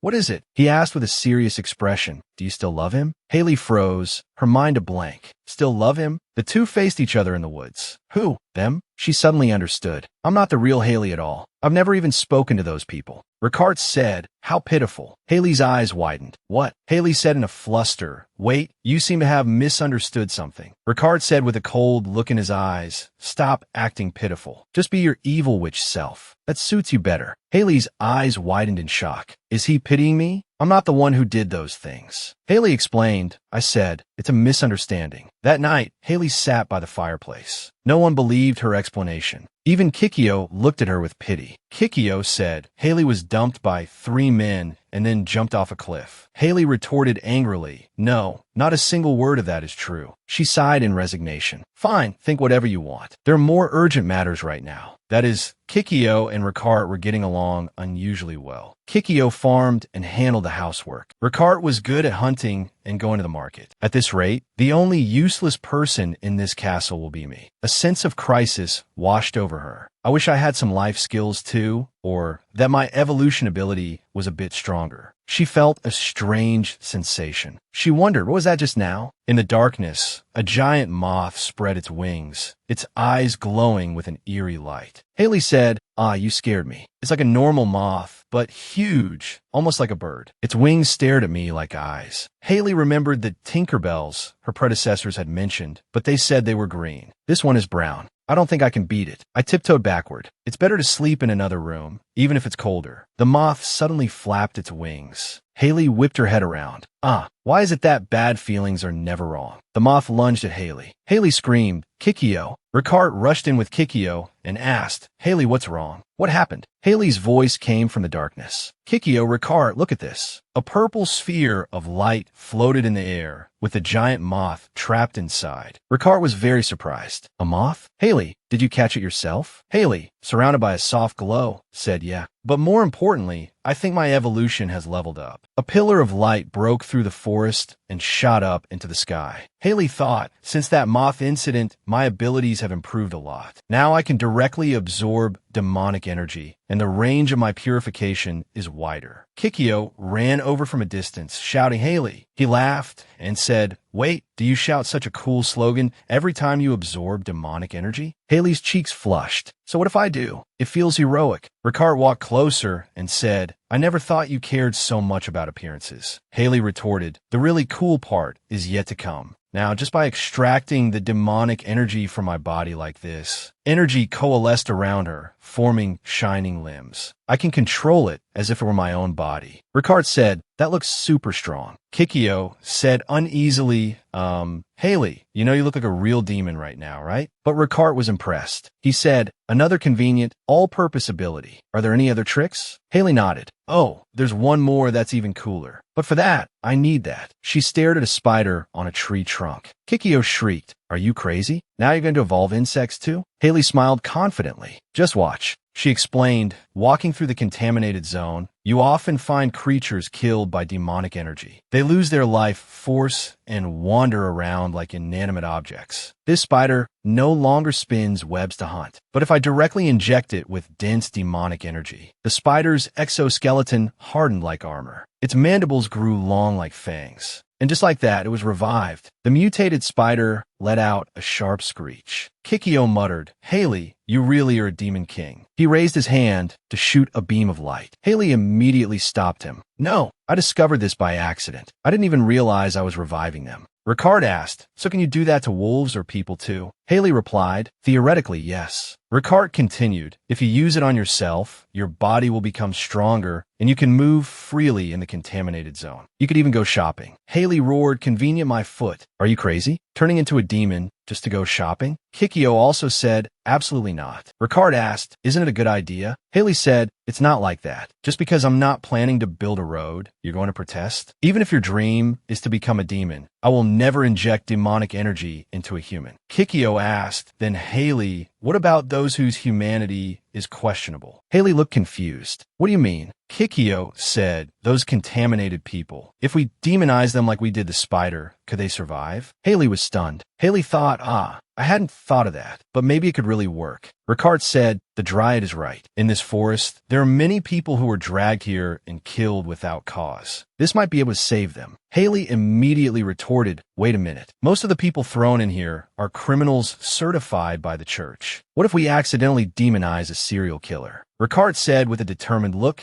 if that happens, I'll take care of them. Haley retorted even more heatedly, how do you judge who is innocent? Even if they survive, they won't be treated as human anymore. We can't get their consent. What if they'd rather die as humans? We'd be doing something irreversible to their lives. Do you think we have that right? Ricard lowered his eyes and fell silent. After a moment, he looked up, his eyes sad but firm, and said, but even so, They would want to live, even if it means paying that price. Haley was stunned by his gaze. She muttered, Ricard, is he comparing himself to them? Kikyo interrupted them. All right, that's enough. There's no point in arguing about human dignity here. What's important is that we still have to live in this castle. Haley's growth is a good thing. Let's not overthink it. Let's go back to the castle and continue this discussion. Ricard agreed, saying, all right. With Kikyo's mediation, the argument ended for the time being. But the question remained, is it true that people would want to live even if it meant becoming a demon? If it is true, this might be a second chance for the innocent dead. But at the same time, I was sure of another thing. In the original novel, it was this very power that turned Morrowind Castle into a cradle of demons. The most cunning and terrifying demons in the story were the ones who looked like people. If Haley picked contaminated criminals and turned them into demons, and after her death, these demons were released, the ending would be pure chaos. I made my decision. I must never use this power on people. At that time, I didn't know. My resolve and decision were about to be tested. Less than an hour later, the test came again. Ricard stood in front of the two of them, saying, you two, get back. Haley reached out to stop Ricard, saying, wait, don't kill them yet. Those zombies are the lumberjacks from Selbin. They were fine just last week. They were kind people, worried about me wandering around alone, and warned me to be careful of the witch in the forest. They even gave me herbs. Why are they here in this state? The lumberjacks, who knew the dangers of the contaminated zone better than anyone. How could they all suddenly be corrupted? Something's not right. Haley gripped Ricard's shoulder. She looked at Ricard and said, Ricard, I think something happened in Selbin. A few days before Haley met the lumberjacks, the door of an inn was pushed open. The owner greeted warmly, welcome. Are you here to stay or to eat? A voice said, forgive my intrusion. I'm looking for someone. A person our order is pursuing is said to have passed through here. He's tall, blonde, skilled with a sword, and carries himself with a noble air. Have you seen such a person recently? The clerk became nervous and said, although this is a country inn, we can't just give out information about our guests. The young man named Yenna drew his sword and held it to the clerk's throat, roaring, how dare you? Do you know who stands before you? This is His Excellency Eugene Wedmark, one of the 5 cardinal bishops of the Holy Order. Eugene put a hand on Yenna's and said, that's enough, Yenna. We are here to ask for help, not to create fear. He turned to the owner and said, don't be afraid. The person we're looking for is a wanted criminal from the Nif Kingdom, Ricard Winter. This is a serious matter. I cannot go into detail, but we are looking for him only for the information he possesses. His whereabouts are crucial. Please tell us the truth. Yenna followed behind Eugene and asked, Your Excellency, can we trust the owner's words? What if he's hiding Winter? Eugene said, with a blank expression, we'll have to conduct a proper interrogation. Yenna was confused. Interrogation, you mean?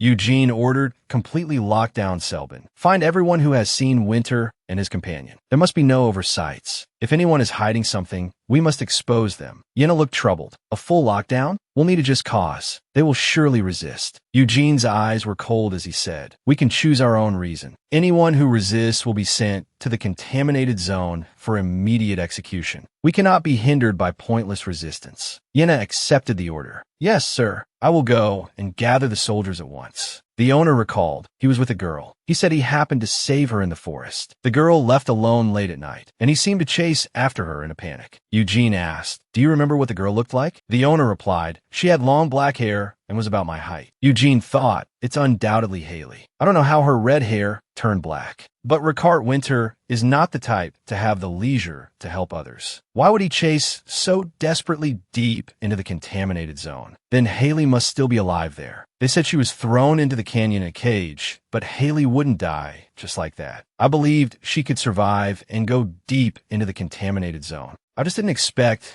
that she wouldn't find me for a whole year. Eugene kissed the ring on his hand, thinking maybe she misunderstood my intentions and resents me. Or perhaps the situation was so dire she couldn't ask for help. Just wait a little longer, Haley. This time, I will find you and protect you. I will show you that I am completely different from those who used you and then ruthlessly abandoned you. I will make you understand that the place you truly belong is right by my side. In a memory, 2 children sat by a river. Little Eugene asked Haley, when we grow up and leave the orphanage, will you still be my friend? Little Haley said, what kind of stupid question is that? You think you can leave here and live well without seeing me again? We're family, Eugene. Family always stays together. That way, no matter what happens, we can protect each other. Eugene said excitedly, yeah. I'll protect you too, Haley. Little Haley asked, really? Then let's carve rings from this piece of wood and exchange them. Not toys, but real rings. As a symbol of our vow to be together forever. Let's live together again like we used to, when we had nothing but each other's warmth to survive in this cold world. Haley and Eugene, forever. 3 days after Selban was locked down, on the land near Merwin Castle, Haley gazed into the distance. Something has clearly happened in Selban. I have to go and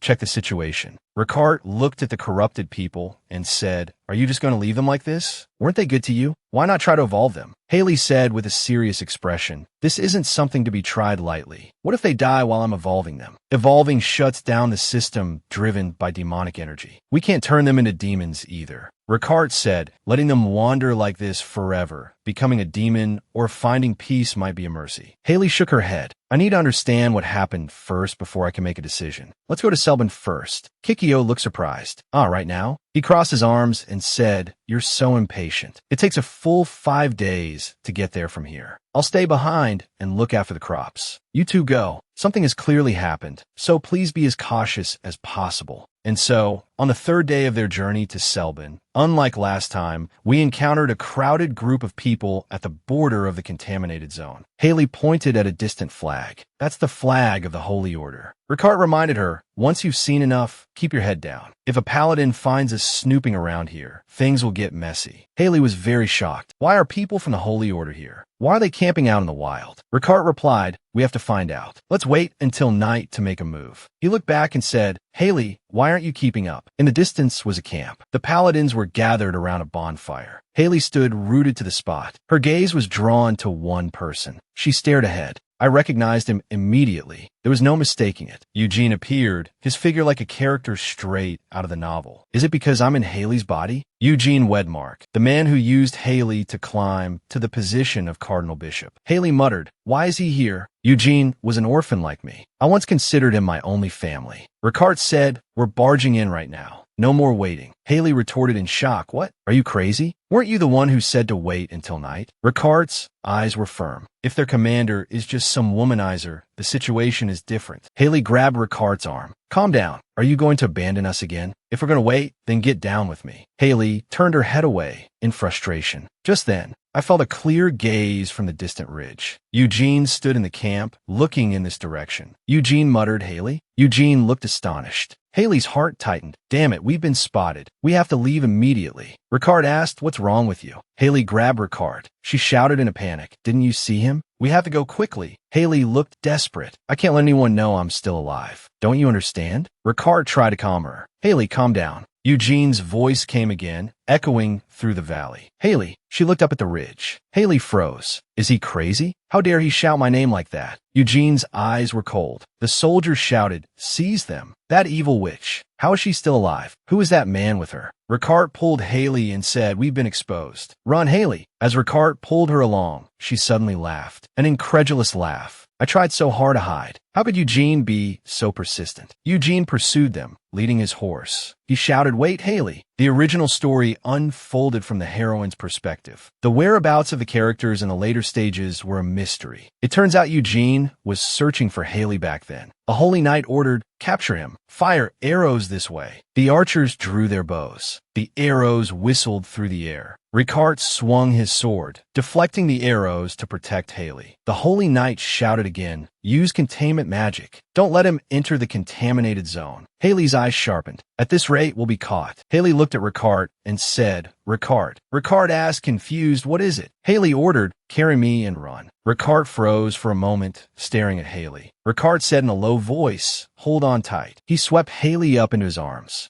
Ricard ran with all his might, carrying Haley. Haley urged, "Once we enter the contaminated zone, we can lose them. Once we're past that point, the pursuers won't be able to follow." At that very moment, just as Ricard's foot was about to step into the contaminated zone, a voice rang out. "The innkeeper and the residents of Selborne will be tried for heresy. It's all because of you, Haley." Ricard stopped dead in his tracks. Haley thought, "This is utter nonsense." Yenna continued, "You defied the Order's command and chose to live. Those who helped you for their own gain will all face a holy trial." Yenna grabbed a woman covered in wounds and said, "Look here." She dragged the woman. "See the fate of the woman who took your gold. Why did things turn out this way?" That woman was just a money-loving innkeeper. Nothing more. Yenna pointed at Haley and said, Haley, you are a curse. Those who have fallen because of you must atone with their lives. In the chaos, the woman named Fatima shouted, Run. Her face was covered in blood, but her eyes were firm. This damned fantasy world. Why is it so cruel to good people? I was burning with rage. I hid desperately for so long, only for it all to be ruined by a moment of carelessness. I can no longer hear that person's shouts clearly. Dark purple demonic energy surged around Haley. A dark energy gathered in her hands. Haley gave an order, Ricard, bring Fatima to me. A powerful energy erupted. Ricard looked at her in shock. An anxious voice shouted,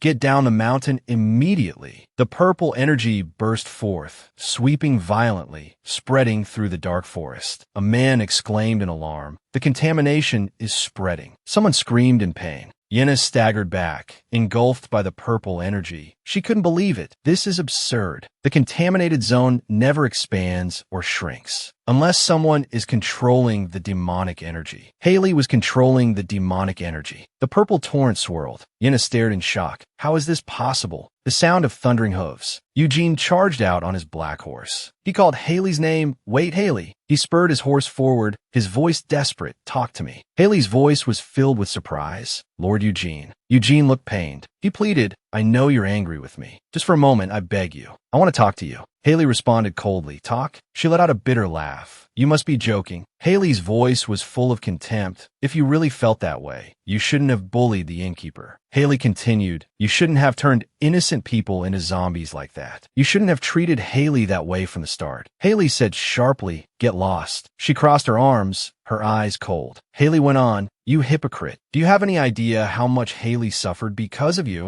If you truly cared for Haley, you would have left the order by now. It's because of you that Haley hated the order. She couldn't face them and had to run away. But you, just like those bastards, testified that Haley was evil. You spouted nonsense about taking away her demonic power so she could do no more evil. Haley began, Whether you are representatives of God or not, it has nothing to do with me. Haley took a step forward, but now that you're acting like this, things are different. Haley thought, Even if this is just to vent Haley's anger, I don't care. Haley continued, You called me Haley. Marlon. Eugene froze in place, stunned. I was once a reader who shed tears for Haley's fate. So this is my revenge on Haley's behalf. Haley spread her arms and declared sharply, From now on, this is my territory. Trespassers will be killed without mercy. As the sun set, the holy knights, worried about the spreading contamination, released Fatima and left. During the 4-day journey back to Marlin Castle, Fatima cried nonstop. She hugged Haley tightly. Fatima sobbed, Thank you for saving me. I was so scared. I thought you were just a wandering girl. I never imagined you were such a powerful sorceress. Haley, a bit flustered, said, Is that so? It's only natural that you were scared. Fatima continued, Thanks to you, I survived. But what should I do now? Haley said, a little troubled, Could you cry a little further away? Fatima took a step back and replied softly, Yes. Ricard approached Haley. She pleaded with him, Ricard, help me. Fatima said, The heir to Duke Winter and an evil sorceress. I seem to have gotten involved in something big. Haley interrupted, We're almost at my home. Let's figure things out when we get there. Fatima said, All right, let's go back first. It will take time to accept this overnight reality. Ricard thought if I could heal her pain, I would give my all, no matter what. 3 days later, at Marlin Castle, Fatima happily announced, From now on, I'll be living with you all. Let's get along well, like a family. Haley was stunned. Wait, hold on a minute. She rushed forward and asked, What did you say? Why are you living here? Fatima explained, I can't go back to Selborne now. That Cardinal Bishop is too terrifying. He looks like he won't rest until he finds the sorceress. Haley said, You could go to another town and start over. I'll give you a few gold coins. Use them to find a job. Fatima's face changed. What if I get caught? I escaped from a trial. If I'm caught again, I'll be executed. Haley's eyes widened in horror. Executed? Fatima continued. Besides, a big castle like this needs staff, right? I heard sorceresses don't do anything, and the young Duke only knows how to hunt. Your cute little sprite will be exhausted soon. Haley thought, I can guess who told her that. Haley sat down beside Fatima. Your name is Fatima, right? Do you know how miserable a life in hiding is? You're a nobody. You can't even reveal your identity anywhere. Do you still want to live here? Fatima raised her head with determination and nodded. Yes, I'm serious. Fatima's voice was LOW.M. Why home? My shop, my hometown. They're all gone. It's scary to start over in a strange place. The two sat side by side. Fatima continued, and being alone is frightening. Haley softly called her name, Fatima. She thought, I never thought of it that way. Fatima lived alone in Selborne, but she still had neighbors. Fatima looked at Haley, her eyes sincered. I don't know about the outside world, and I don't know what kind of person you are. I only know that you saved my life. Fatima said excitedly, when you declare that was your territory, it was so cool. Haley looked confused. That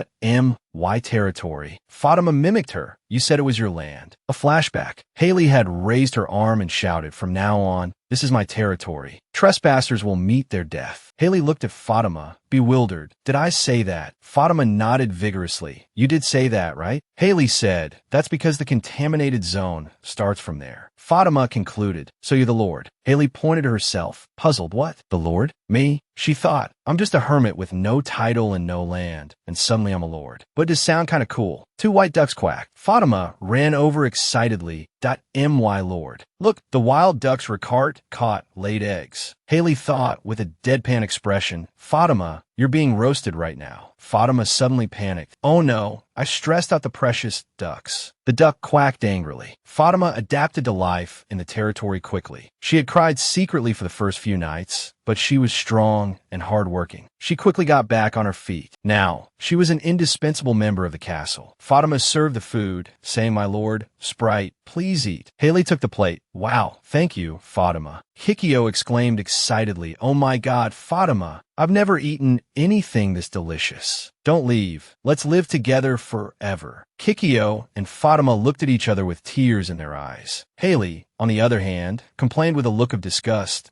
You promised to live with me forever, too. You untrustworthy person. Haley thought, but with this sweet pasta, I can't be bothered. I hope Fatima never leaves and stays here forever. She ate happily. Ricard and Haley were dining at the table. Ricard spoke up. Haley, do you know the history of the contaminated zone? Haley frowned and thought, talking about this while we're eating? Why ask this all of a sudden? She asked, do I have to know? Ricard smiled. If you're going to be the Lord, you should at least know the basics. He continued, first, the original owner of this castle, Marquis Marlin. There are many theories about his true identity. Some say he was a scholar obsessed with demonology. Others say he was the first black magician to successfully summon a demon. But what we need to know, Ricard emphasized, is that this land, even before it was contaminated, did not belong to any of the three kingdoms. Ricard continued to explain, contaminated or not, this place has always belonged to the Marlins. As the sole Marlin, you can claim this castle, the lake, the forest, and the valley as your territory. Haley was stunned. This huge, ownerless land is all my territory? She shot up from her seat. Impossible. I bet you're just flattering me to get on my good side. I'm not that easy to fool. But she quickly calmed down.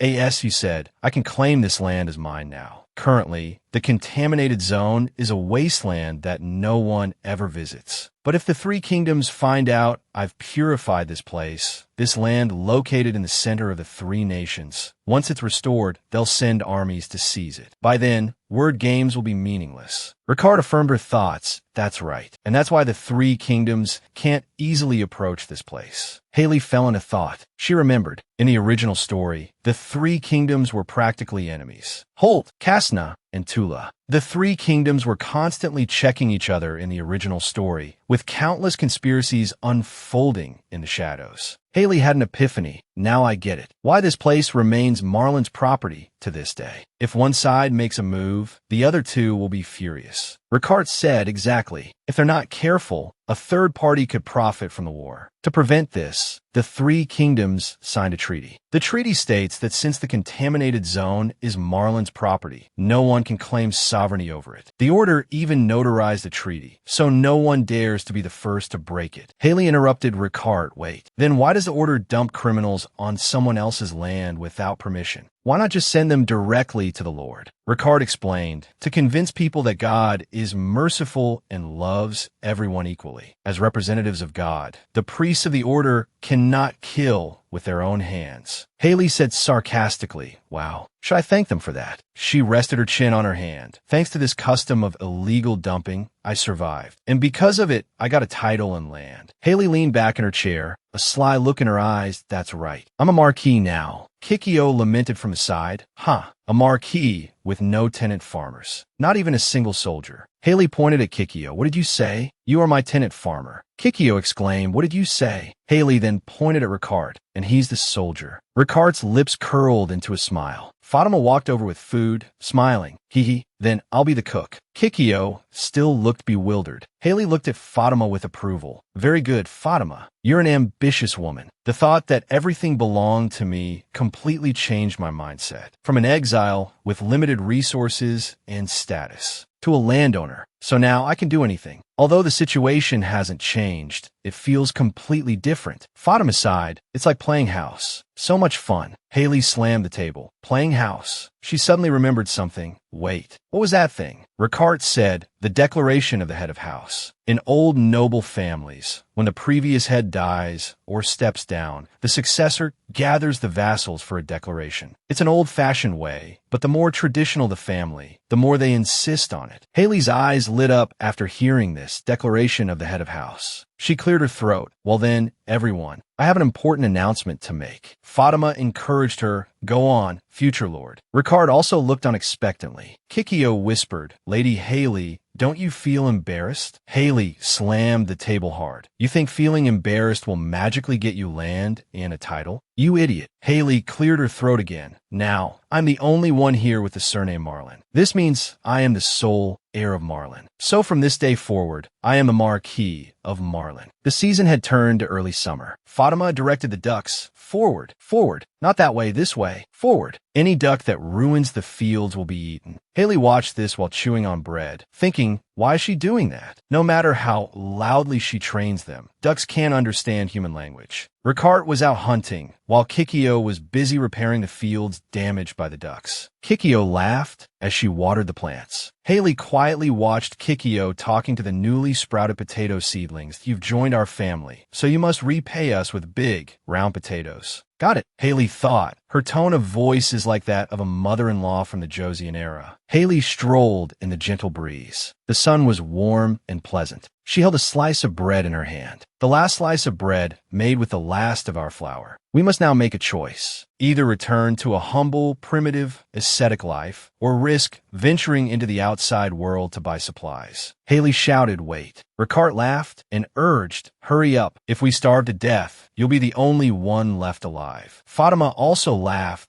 We'll be in Eve soon. Just hang in there a little longer. Haley shouted impatiently, I know. With the growing tension between Neve and the Holt Kingdom, this was an opportunity for us. For some reason, the border guards of Neve have been arresting people from Holt and locking them up. Thanks to this, people from Holt don't dare to go near that area now. This is very beneficial for us, because Holt is our enemy. Fatima added, the fewer people from Holt, the smaller the chance of us being recognized. Haley nodded, that's right. I caused quite a scene last time. After the conflict in Selborne, the Holt Kingdom tightened its borders around the contaminated zone because an evil which had appeared in a border village of Holt. According to Ricard, who went to investigate, my story has spread throughout the entire Holt Kingdom. A document read, Demon resurrected from the dead invades Holt. The document described how the noble Cardinal Bishop Eugene was the first to recognize the witch Haley's resurrection. He led his knights to thwart Haley's evil plot. But sadly, many residents of Selborne lost their lives in the process. To this day, their souls still cannot rest in peace in the contaminated zone. At least, that's how the story goes. In reality, the church was just covering up the fact that they tortured the villagers. But who would believe the words of an evil witch? A roaring sound was heard. Ricard stopped warily. Fatima, there are two corpses walking towards us up ahead. See if you recognize them. Fatima observed them carefully and replied, they don't look familiar. The style of their clothes is at least 100 years out of date. They might be from a previous generation. Ricard said, then it's a ripe old age for them to die now. Haley quickly stopped him.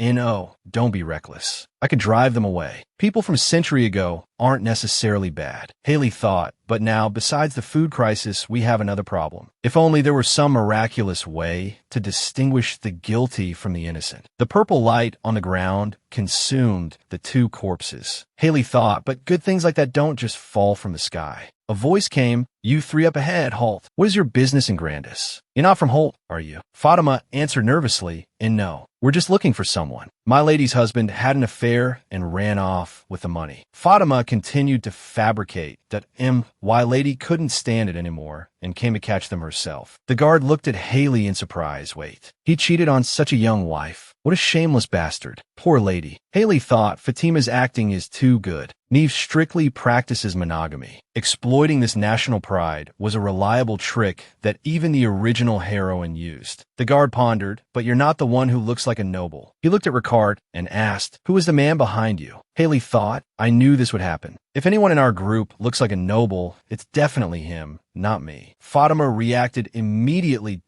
This gentleman. Haley looked confused. Fatima announced loudly, he is my lady's lover. Haley was shocked. What? Ricard hugged Haley from behind. Fatima continued, after confirming her husband's infidelity, she will divorce him and marry this gentleman. Neve is also monogamous, right? In our country, you can only remarry after a divorce. Please let us in. We must confirm it. Haley panicked, thinking, what? I didn't expect it to go this far. This sounds too much like a soap opera. The guard laughed. Of course, you can only remarry after a divorce. Open the gate. Let them pass. Haley was stunned. It opened. They're letting us pass. The guard blessed them. Have a safe journey. Make sure you catch your husband. Haley thought, well, as long as we can get through. Fatima said excitedly, that's great, my lady. We're in, just as you planned. Haley thought this wasn't my plan. This was all Fatima's ability to improvise. Haley patted Fatima's shoulder. Good job, Fatima. Fatima said humbly, it was nothing, my lady. So, my lady, shall we go shopping? Haley replied excitedly, yes. Let's go. The bustling crowd, the unique vitality of a commercial city. Walking step by step on familiar streets felt like coming home. The clanging of hammers from the workshops, the sweet aroma of desserts wafting from the streets. These unplanned luxuries made my wallet open automatically. All sorts of food not seen in the mountains caught my eye. Before I knew it, it was getting late. Haley thought a luxurious inn. I like it. Expensive, delicious, pure happiness. Haley lay on the bed. Fatima asked Haley, I haven't seen Ricard for a while. Do you know where he is? Haley replied, he said he had something to do and would be back soon. He's so diligent. An urgent shout came from outside. Doctor, call a doctor. Haley wondered, why is it so noisy outside the door? What's going on? Everyone was gathered together. The injured man downstairs said, someone's dying. Call a doctor. A commotion was happening downstairs. What happened? Someone's injured. He was bitten by a wolf. Save him. Anyone, please save him. Haley thought a hunter was attacked by a wild beast. But the townspeople's expressions. Two men looked coldly at the man upstairs and roared, get lost, you filthy Holt poachers. There's no doctor in Grandis who will treat you. Yeah, go die in the mountains. Go be wolf food. Fatima said in disbelief, someone is dying, and they're being so cruel. Why do they hate people from Holt so much? Haley sighed. Maybe they brought it on themselves. Haley thought, of all places we had to book this in. I actually know why Neve is so angry with Holt. It was a background setting for a chapter in the original story. The southernmost border city of Holt, which borders Neve. The lord that would smuggle the pelts of Neve's snow beasts to make extra money. But one day, the lord affair was discovered, and he faced a divorce. So he tried to appease his wife with more pelts. The lord handed over a pile of gold coins, and the hunters immediately crossed illegally into Neve to poach their snow beasts. When the snow beast population plummeted, Neve sent out an investigation team. It got to the point where they were arresting and interrogating all people from Holt. The border lord, afraid of his wife's anger, killed another country's beloved snow beasts. How could they not be angry? Fatima asked curiously, Haley, how do you know all this without ever leaving the house? Haley replied wearily, let's just say I have my sources. A desperate voice came from downstairs. Please, save me. We didn't catch anything. No wild boars, no wolves, nothing. A man grabbed another's collar. Oh, really? Then that wolf tooth pendant on your belt isn't helping your lie. Fatima asked worriedly, what should we do? It seems no one will help them. What if those people really die? Haley replied coldly, leave them, because he will appear soon. Haley's gaze shifted to the window. A solemn voice rang out, stop. A young man appeared at the door. dressed in a white priest's uniform. The young man said, "The Lord taught us that even sinners should be loved. These men have done wrong, but we cannot let them die like this." He helped the injured man up. "Let me help you stand." The man said gratefully, "Thank you, young man." The young man continued, "But, Father, they slaughtered the snow beasts, the symbol of our Neve kingdom." An old man replied, "I know. That's why I don't need your help." The young man pleaded, "Please allow me to take them to my residence and care for them. Please, I beg you." Fatima sighed. What a man worthy of serving the Lord. If only the clergy in our village were like him. Haley looked at the young man and said calmly, "He's not a priest. He's an assassin." The two men beside the young man collapsed in pools of blood. Fatima was shocked.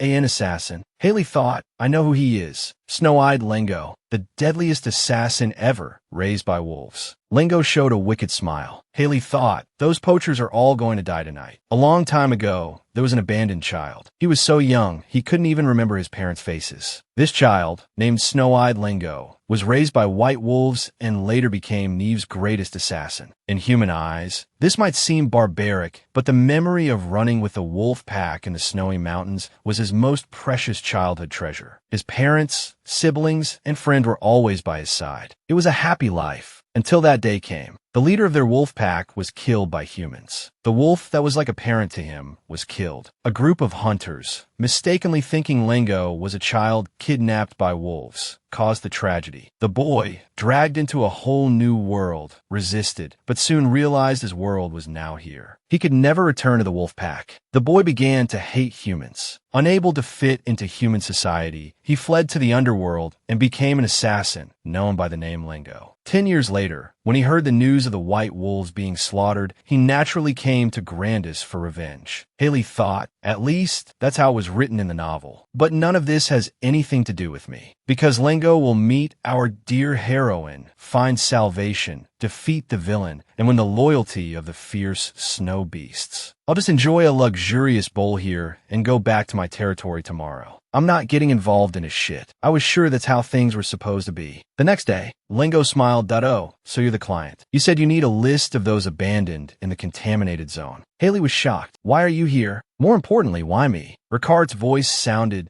"I was the one who commissioned him. He said if we get rid of the poachers, he'll help us get the list. In return, you will cooperate in eliminating all the Holt poachers. I will help you get the list." Lengo smiled and asked, "I heard you're looking for people who were unjustly abandoned in the contaminated zone." Haley looked at Ricard, her eyes filled with shock. "Ricard, I know you're in a hurry, but how could you make such a decision on your own? And with someone like Lengo, of all people. On the way to Grandis, we had decided to get the list." Haley thought, even on that short journey, we encountered countless corrupted people. What if those zombies were innocent victims like the lumberjack? Even if we purify them, what if they were actually heinous criminals? Just as I was hesitating, Ricard made a suggestion. A list of the abandoned. Find out who was abandoned there, and then consider whether to purify them. I agreed with Ricard's idea and planned to look for the list. But Ricard looked at Haley and said, "This is exactly what you've been worried about. It's a win-win situation. We can also save the poor snow beasts." Haley collapsed on the sofa. No way. But she thought the plan was to come here, stock up on supplies, and then go back and figure things out. Getting him involved was not part of the plan. Lengo looked at Ricard, puzzled. Lengo asked Ricard, "What are you worried about?" "I heard he's your subordinate. Lend him to me until we crush the poachers. Anyone can see he looks like a good fighter." Haley exclaimed, "Ricard, wait." A warning flashed through Haley's mind. Lengo met the villain before he met the heroine. The next morning, Haley asked, "Think about it again. Wouldn't it be better if Fatima came with us too?" Ricard said, "Someone has to watch our luggage." Fatima smiled. "Then have a safe trip, Haley." Haley looked at her reluctantly. "But Fatima is my vitamin." And so, the three of us set off before sunrise, heading for the Wolfpack's habitat. He said we had to do this to arrive on time. Ricard reminded Haley, "Don't walk so casually. Use your ankles more." "Haley, if you want to walk for a long time in the mountains, protecting your ankles is important." Haley replied, "Mem, thanks." Ricard looked at her. You look tired. Haley sighed and replied, a little. I had a nightmare last night and didn't sleep well. In last night's dream, all the male leads gathered, but the heroine was nowhere to be seen. A dream where even a supporting character like Lengo was involved. They surrounded me and accused me. Lengo said, what a nightmare. We've only just reached the foot of the mountain, and you're already complaining. This is going to be a problem. You could have just lent us your subordinate. Why do you have to follow us all the way? Haley thought, if I let you two go alone, who knows what would happen? She cleared her throat. Hey, I'm the leader. I have to lead the team. Anyway, what's written on the list? Lengo replied, name, crime, location of abandonment, and the administrator's signature. Haley marveled. Oh, they write it in such detail. I had felt guilty and hesitant about stealing the heroine's opportunity. But seriously, could there be a second chance like this? A chance for Lengo to owe me a favor instead of the heroine, and to get the list of the corrupted. Haley spoke up, all right, I'll cooperate seriously. Now, tell me your plan too. Lengo explained, even if you get rid of all the poachers in the mountains, there's no guarantee Holt won't send more. You have to scare them. Haley asked, how do I scare them? Lengo showed a wicked smile. Skin them and send them to their families. Haley screamed in horror, hey, that's too cruel. Lengo retorted, those bastards caught my family, skinned them, and sold them for money. What's the difference? Haley was speechless. Well, that's true.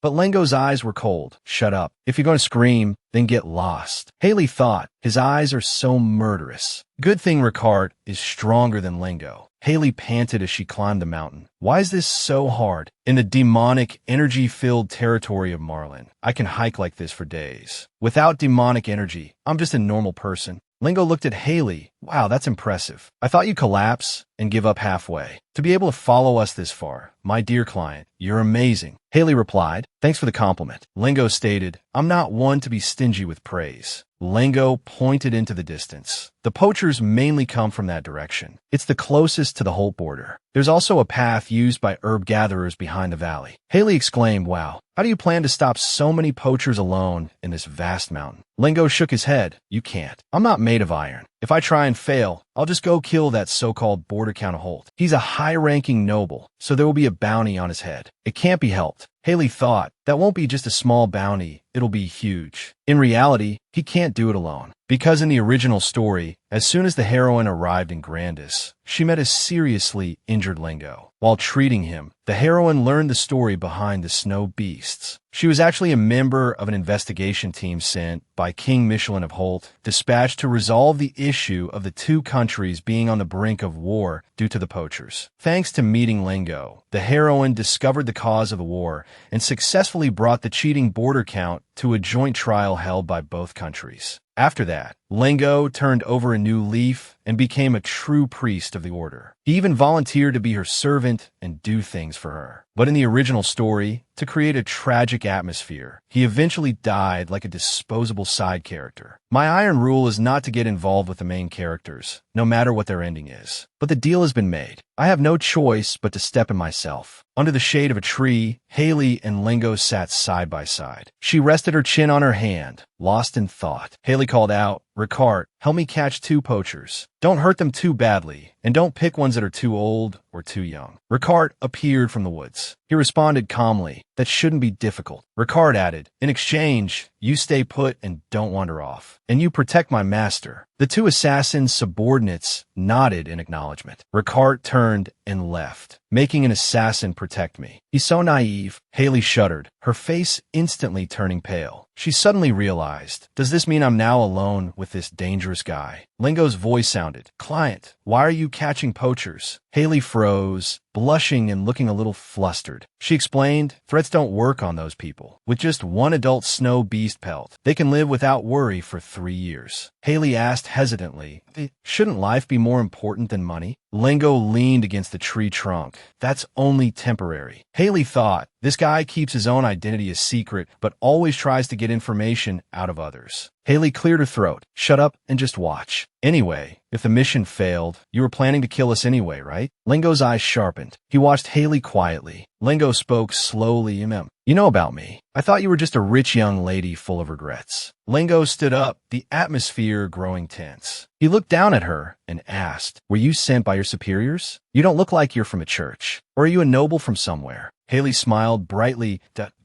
Oh, I look like a noble too? Is having a title that obvious? The atmosphere suddenly changed. Haley looked straight at him, her eyes fearless. Lingo was momentarily at a loss for words. Lingo narrowed his eyes. That you're wearing that ridiculous hat. If you're not a noble, what are you? Haley's lips curved upwards. What's your name? I'm helping you with your threat. Did you think you were the only one who could be scary? If you mess with me, I'll bite back. Lingo's face changed. What are you muttering about? What else do you know about me? Did you approach me with a purpose? Haley spoke slowly, snow-eyed Lingo. His pupils contracted sharply. Haley continued, in case you didn't know, you are Neve's strongest assassin, a child abandoned in the mountains and raised by wolves. She crossed her arms. I know everything about you, Lingo. Haley thought, because I am the most powerful villain in this world. Lingo broke out in a cold sweat. He thought, what the hell is this? The fact that she knows my identity is suspicious enough. This is just creepy. I absolutely cannot get involved. Lingo forced a calm expression. He smiled. So what? If you know so much. I shouldn't have let your subordinate go off on his own. A flash of purple light. Lingo was struck by an invisible force, stumbling backward in pain. Haley bent down and picked up the fallen hat. She said softly, my hat. Lingo lay on the ground, completely bewildered. Haley let out a soft laugh. Hee. An assassin who threatens instead of assassinating. Purple energy wrapped around Lingo. He cried out in pain. Lingo shouted, all right, I surrender. I surrender. Get that thing off me. The hierarchy was established. Haley showed a satisfied smile. Lingo hung his head in defeat. Haley gloated inwardly. Who does he think he's dealing with? After enjoying a half day of mountain camping with a newly subdued Lingo, Ricard returned with the 2 poachers I had requested. Ricard held 2 bound men. They wore wolf-tooth accessories and carried the corpse of a wolf cub on their backs, looking every bit the part of vicious poachers. Lingo spoke with a cold smile. So clever, daring to use a cub to catch the mother wolf. Are you even human? The corpse of a wolf cub lay silently in a pool of blood. Haley stared at the corpse, thinking, it looks like it just died. Its leg is broken. How much pain must that cub have been in, moving around with a broken leg? It must have been desperately calling for its mother. Lingo's voice was icy. A wolf pack will not abandon a crying cub. I was wondering how trash like you could catch a clever wolf. So, because adult wolves are hard to track, you go after the cubs. The poachers trembled in fear. One of them asked, who are you people? Lingo's eyes were devoid of warmth. He continued, if the cub dies, you'd make it into a specimen, right? Lingo continued to question, if it lived, would you raise it or sell it? One poacher roared, who the hell sent you? Lingo spoke coldly, snow-eyed Lingo. I'm a kin of the child you killed. Lingo drew his dagger and lunged at the poacher. The poacher was terrified. Ricard intervened. He grabbed Lingo's wrist. Lingo tried to break free. Lingo roared, let go of me. These bastards deserve to die 1,000 deaths. Ricard replied calmly, you know that killing them like this is not the best way. Lingo's anger completely erupted.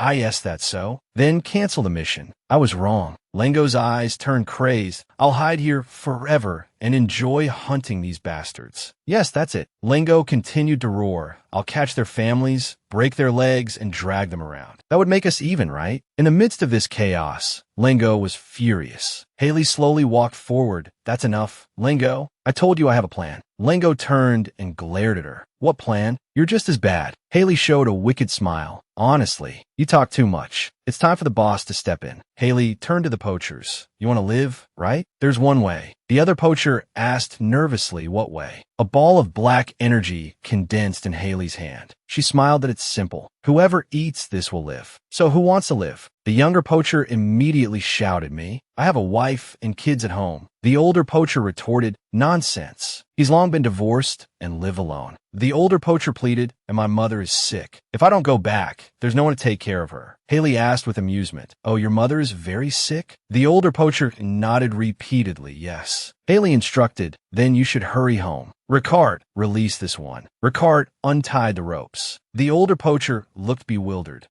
Haley leaned in and whispered in his ear, go back to Holt immediately. The one who gave the order this time was the Marquis of Holt, right? His face turned pale. Haley continued, go to that bastard and beg him to save you. Tell him this is all because of you. He cried out in pain. The older poacher ran away screaming. Haley watched his retreating back. The younger poacher knelt on the ground. Haley asked, how long does it take to get home? The older poacher's figure disappeared in the distance. He replied, a day or two. Haley thought, at that speed, one day will be enough. The younger poacher turned to Haley. What did you inject him with? Was it contamination? No. Is it demonic energy? Haley smiled. Dado, you know? What happens after being contaminated by demonic energy? The poacher's face turned pale with shock. The younger poacher roared. Who the hell are you? What have you done? What if he goes home and attacks them? Haley said calmly, that's why I sent him back. Haley turned to the younger poacher.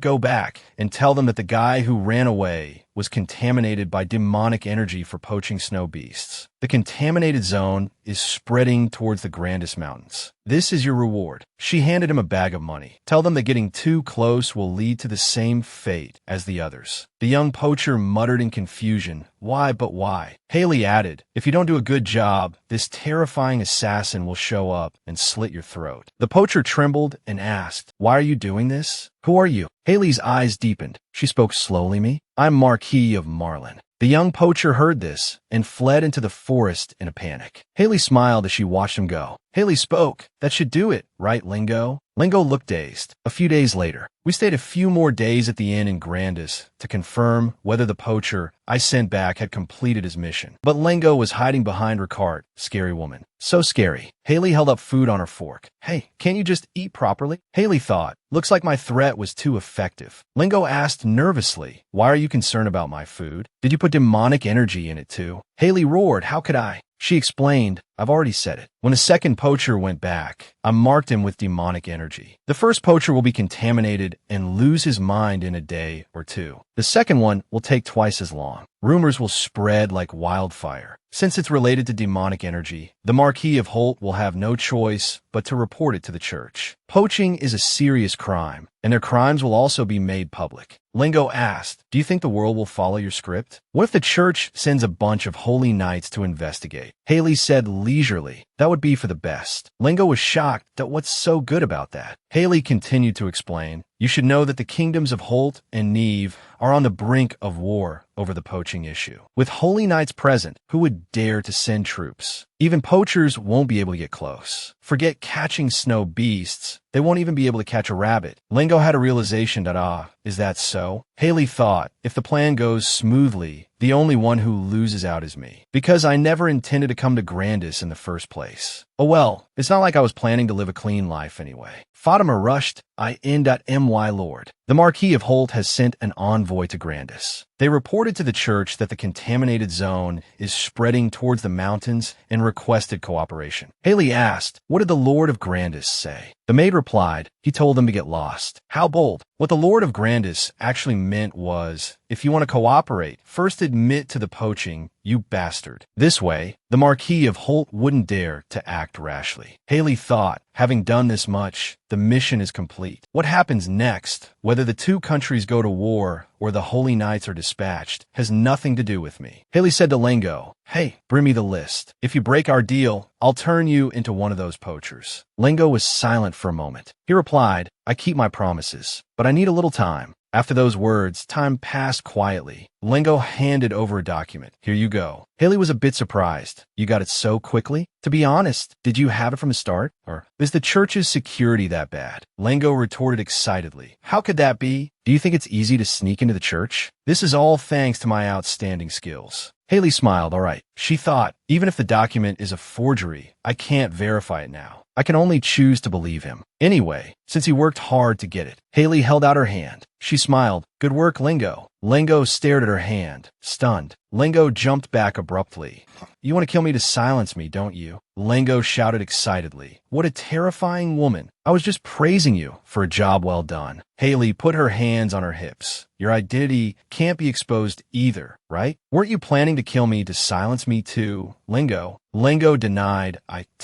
No, I was just planning to follow you secretly. Haley pointed to the window. You can go now. Get lost. Lingo clicked his tongue. Fine, I'm going. He turned to leave. Haley thought, he's actually using the main door. The door closed softly. Haley stood in the moonlight, muttering to herself, an assassin should use the window. The guy has no style. And just like that, my first meeting with Lingo came to an end. With the Lingo business concluded, we got a sturdy, large carriage and stocked up on all sorts of supplies to make the journey more comfortable. We finished our business and left Grandis. 3 days later, in the kitchen of Marlin Castle, Kikyo's face was full of happiness that I'm so glad I survived. This This must be what they call sweetness after bitterness. Fatima said, I'm happy to see you too. She turned to Haley. But Lady Haley, what on earth are you wearing? Haley was dressed in a gorgeous magenta gown, looking radiant. Kikyo asked, what made you suddenly want to dress up like a clown? Haley looked aghast at a clown. You talk just like Lengo. What's wrong with this dress? Fatima picked it out for me. It's cute. Kikyo said loudly, cute? When I first saw you, I thought some demon doll had gotten out of the carriage. Haley responded angrily, demon? Demon? That hurts my feelings. Haley retorted, and you think you're a cute fairy? You're just a fallen, carnivorous dryad. Fatima tried to mediate, just praise her. She specifically changed in the carriage just to show her pretty side. Kikyo whispered to the maid, is this what humans consider pretty? Haley fumed. I can't hear you whispering. Ricard walked over. Haley, if you're just going to stand there in the way, at least go get some sugar. Haley crossed her arms.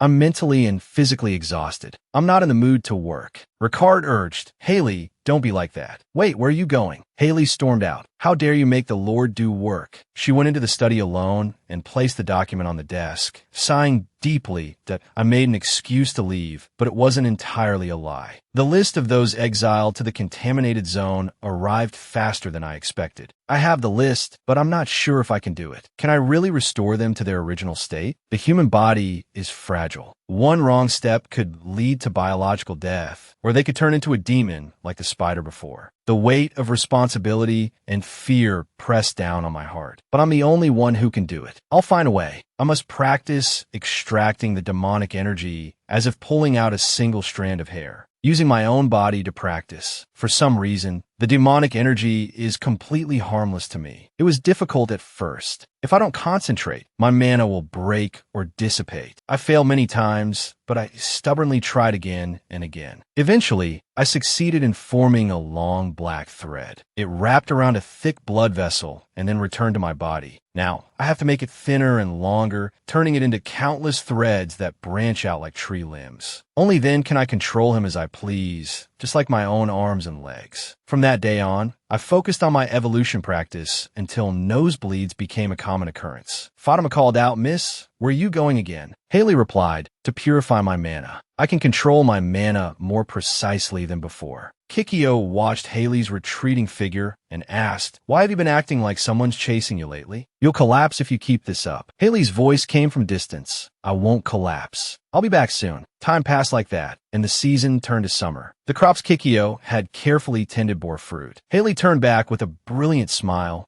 Let's go. Ricard was heading to Selbon. I'm finally ready. A few months ago, just after Haley left Grandis, Yenna shouted, how could this have happened? Poaching is a serious crime. Is it not comparable to a border lord harming a protected species from a foreign country? Sir Eugene, what if this leads to a war causing countless deaths? So the church claims it will investigate the contaminated zone, letting the punishment for the poachers fall through. Eugene listened quietly, his expression grave. He spoke, announce immediately that the church will investigate this matter, and simultaneously put the border lord who ordered the poaching on trial. Yenna nodded. Eugene continued and declared the blood beast's habitat and the surrounding mountains a forbidden zone. He picked up his teacup, making a soft sound. He added, what about those other men? The poachers who claimed to have seen the mana spreading. The man had a sudden realization and said, I forgot to tell you about them. If you're referring to those men, the first one was already completely contaminated when he was found. He tried to attack people and was killed on the spot by soldiers. The second one, who came to report him, was captured in Holt. He's currently being held in our parish. Eugene said with a sharp gaze, I need to see him. The man quickly replied, yes, sir. Of course. Eugene clenched his fist. It's them. They must have come into contact with Haley. Soon, I'll know where she is. Ever since meeting Haley in Selbon, Eugene had stayed there waiting for her. But no matter how long he waited, she never returned. He couldn't forget the look of contempt and the frosty, cold eyes as Haley turned and walked away. I want to tell you, it was a misunderstanding. I tried to save you. I joined this damned church and became a cardinal bishop, all to protect you. But why were you with Ricard Winter? They were so close, so warm and familiar.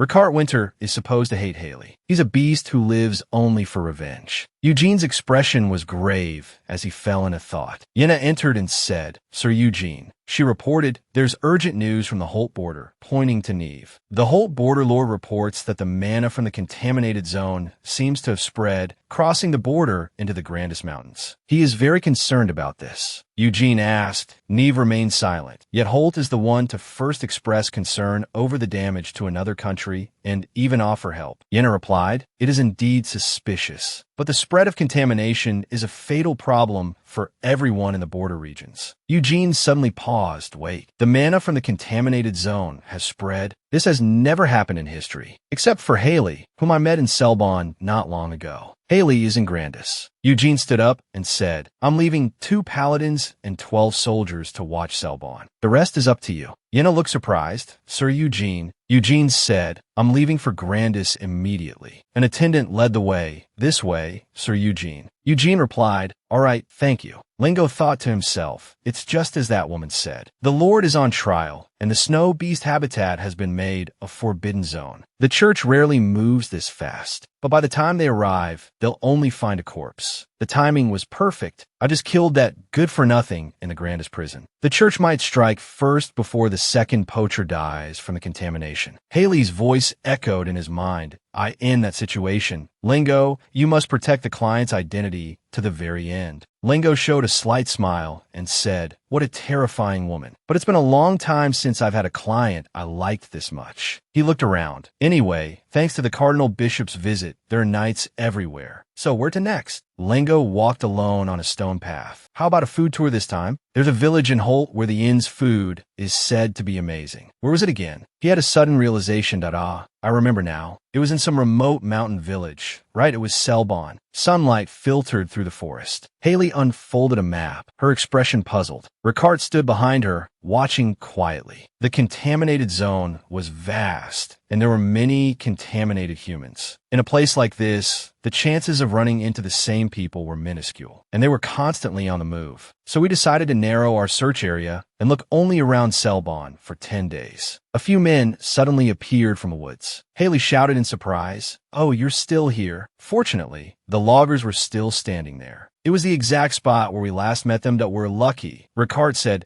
"Tio think it's been 3 months since we last saw them." Haley, however, was pondering, why are they so attached to this place? The logging site was close to the contamination border. A little further up, there was a hill overlooking Selbon. The contaminated men let out a low growl. Even though they were contaminated, did they still remember their hometown? Haley took a deep breath, thinking, "Don't be nervous. We practiced enough. I'm ready now. They will definitely be purified." Haley smiled and walked forward. "Long time no see, sirs." She continued, "I'm a little late." "Is that so? During this time, I've been agonizing over whether to purify you or not." Ricard placed a hand on Haley's shoulder.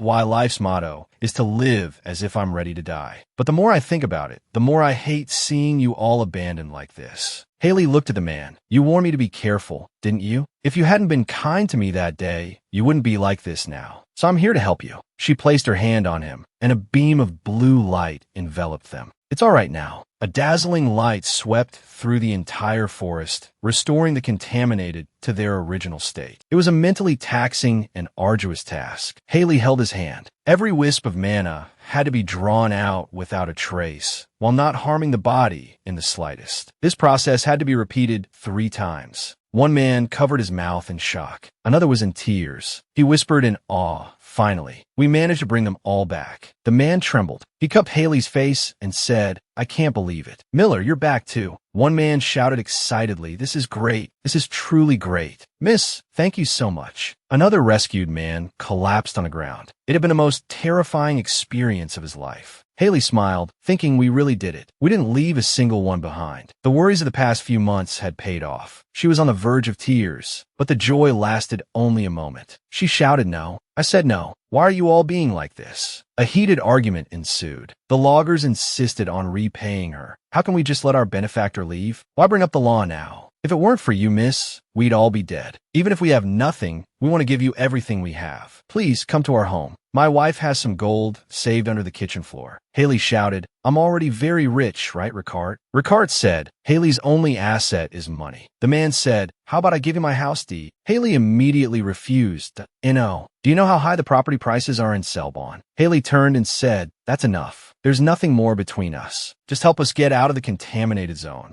Understand? The loggers looked troubled and were speechless. One logger whispered, Miss, is it really not okay? At least let us treat you to a meal. I told you no. There's no benefit in attracting the attention of the people of Selbon. We were planning to escort these people out before dawn, but we ran into an unexpected situation. Haley looked at the village in shock. What is this? Why is it like this? All the houses are empty. Good heavens, what on earth happened in the village? Ricard said, let's go in and take a look. He walked into a house. This house was well maintained until recently. It doesn't look like it was permanently abandoned. Haley said, then how did everyone disappear in the middle of the night? Did the church lock everyone up to continue the trials? Ricard interrupted her. I doubt the cardinal bishop has that much free time. And the atmosphere in the whole village is eerie. I'll go check things out. You hide nearby. Haley urged, you'd better come back quickly. With so many of us moving together, we'll definitely attract the church's attention. We must stay as far away from the village as possible. Haley said to the loggers, let's go midong.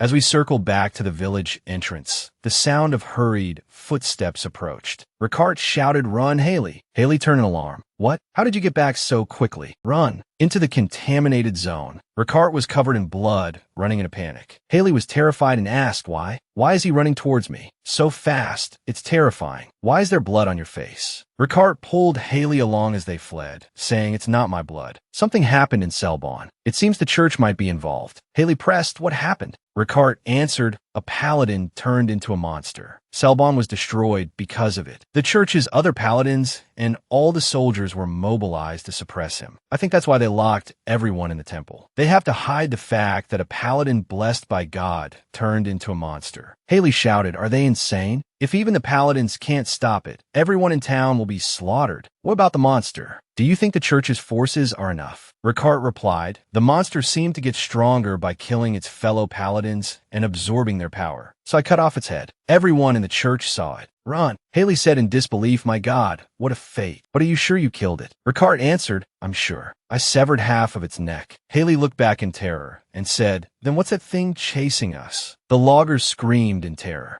Ricard also looked back in shock. How is that possible? How is that thing still alive? Ricard turned to the loggers and said, everyone, follow Haley into the contaminated zone. The loggers replied, yes, sir. The monster reattached its head. Ricard's expression was grim, a monster indeed. In that case, we'll need a different approach. Now, Ricard leaped up and charged at the monster. I'll cut its head off one more time. He swung his sword. The blade sliced precisely across the monster's neck. Haley cheered from behind him. Good job, partner. Ricard turned and roared, I told you to stay away. Suddenly, his pupils contracted. The monster's arm had blocked his sword. Since beheading doesn't work, Ricard turned his blade towards the monster's arm. With a flash of his sword, the monster's arm was severed. It fell to the ground and stopped moving. Is the answer the heart? Ricard said, looking at the fallen monster. Haley, doesn't it look familiar? Haley looked at the monster, which was emitting a purple energy. Its heart was filled with mana, an astonishing amount for a human. And this was in a paladin's heart, a place that should have been filled with divine power. Divine power is an innate force. The church seeks out children who show signs of it from a young age and cultivates them. Only the most outstanding and resilient among them become paladins. Mana flowing from a paladin's heart, which should be filled with divine power. This means the church must have forcibly injected it with mana. Haley gave a cold smile, thinking, look at these bastards. She looked into the distance and called out, Ricard. Ricard replied,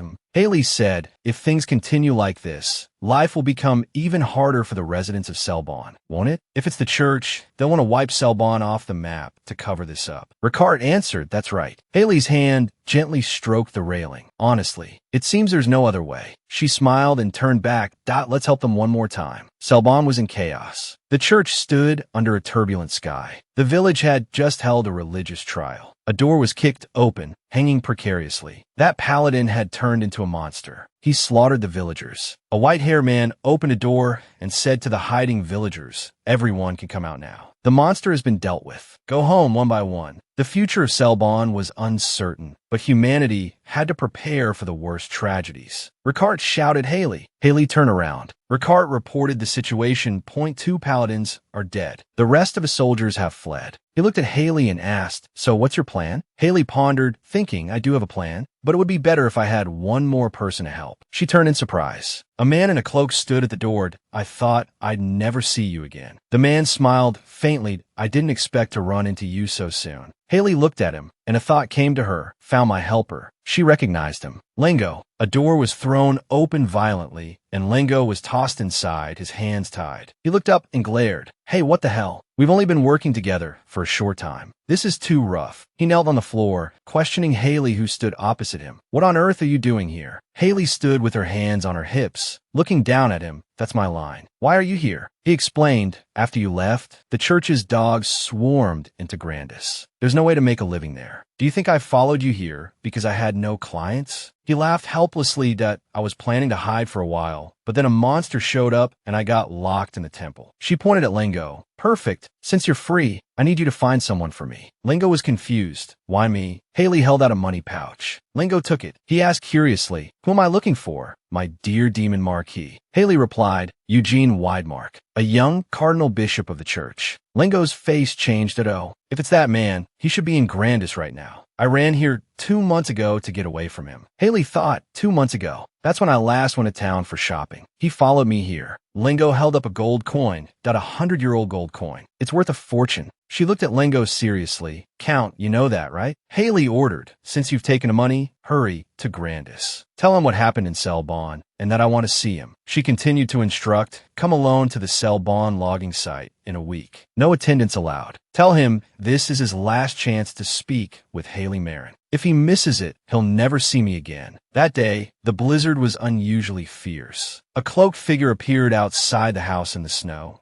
Let me stay for a few days. Once my mana recovers, I'll leave and go far away. Eugene looked at the visitor before him. The red-haired Haley pleaded, Eugene, just let me stay here for a while. 2 winters ago, a red-haired woman in a white cloak panted in the snowstorm. It was Haley. At that time, Haley was accused of assassinating the king of Holt and had fled to Eugene's residence. Eugene questioned her in the snow. But where's your lover? Your soulmate? Wouldn't it be more logical to beg him? Haley turned away, move. I didn't come here for your nagging. Eugene's face fell. Haley, are you just going to keep running like this? He proposed a solution that I'll make a statement. That should solve the problem. All you have to do is appear in court and confess. Confess that you were deceived by Cyril Van Thien. Haley's back was to him, her hood obscuring her face. Eugene continued, the massacre of the Winter family and the murder of the Tadion family's heir. He did it all. He didn't assassinate the king of Holt. It was all Micklin and his mother's fault. Haley roared, shut up. She turned to face Eugene. Stay out of my business. I'll handle it myself. Eugene retorted, do you think they'll thank you? Do you think they'll repay you? Haley argued emotionally. I never expected any reward. So what if the truth comes out? At least you'll know you sacrificed for them. Will that satisfy you? She cried out in pain. I don't want to be trash that's used and thrown away. Even though she knew in her heart that she had been betrayed and abandoned, Haley refused to admit it. Eugene pleaded, please, Haley, you'll die. If you die taking risks for them, what am I supposed to do? Just stand by and watch. Eugene's inner monologue. Haley was always a sucker for my tears. Eugene shed a tear.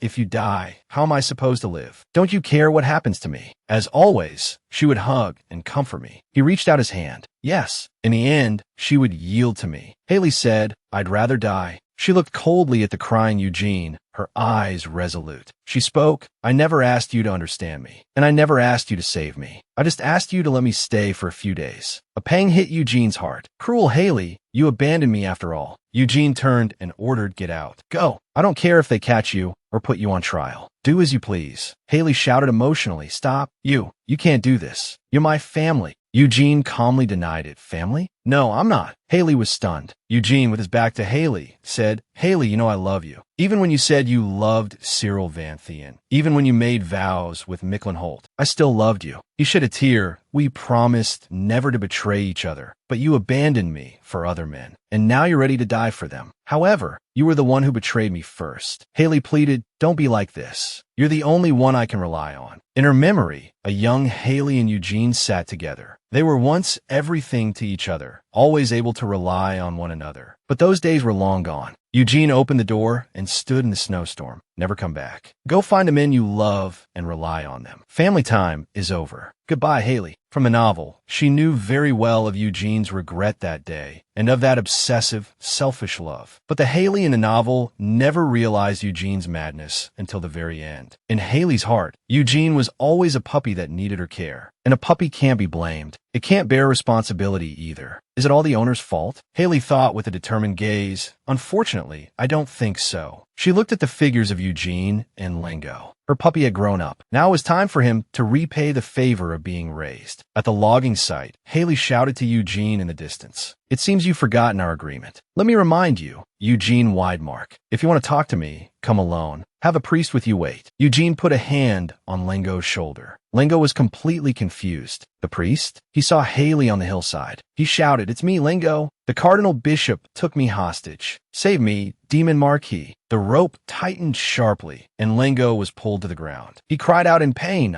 Haley looked down at the bound Lingo. Lingo, you've really gotten weak. To be caught by a cardinal bishop who does nothing but flip through scriptures. Lingo quickly defended himself. No, it's not like that. Eugene said, I was lying in ambush, waiting. The poacher I had locked in the dungeon was killed by an assassin. I'm sure you did it. I wanted to see you, Haley. Eugene embraced her. Haley stiffened. Haley struggled violently. What are you doing? It's disgusting. Let go of me. Her face flushed red. You bastard. I'm not your Haley. Ricard rushed forward and grabbed Eugene's collar. He demanded, Eugene Widemark, what do you think you're doing? Ricard glared at Eugene. Don't you understand what a conversation is? Eugene looked at him. Ricard. Lingo stared at them in alarm. What's their relationship? Is he crazy? A priest of God hugging the demon duke. Haley said to Ricard, that's enough. Ricard, you and Lingo step aside for now. Lingo pointed at himself. Dump me? I'll just watch quietly from here. Haley said impatiently, you're in the way. She turned to Eugene. You too. Stay away from me. Don't touch me again without permission. Eugene was more persistent than Ricard. I had to be firm, even cold, to make him return to his original distance. Eugene began, give me a chance to apologize. Haley was taken aback. What? Eugene explained, I've been regretting that day ever since. That's why I kept searching for you. I believed you were still alive. Eugene asked with a sincere gaze, if I leave the church and come back for you, will you forgive me? Or I could go kill Cyril Van Thien and Micklenholt. I'll do anything you wish. Haley thought,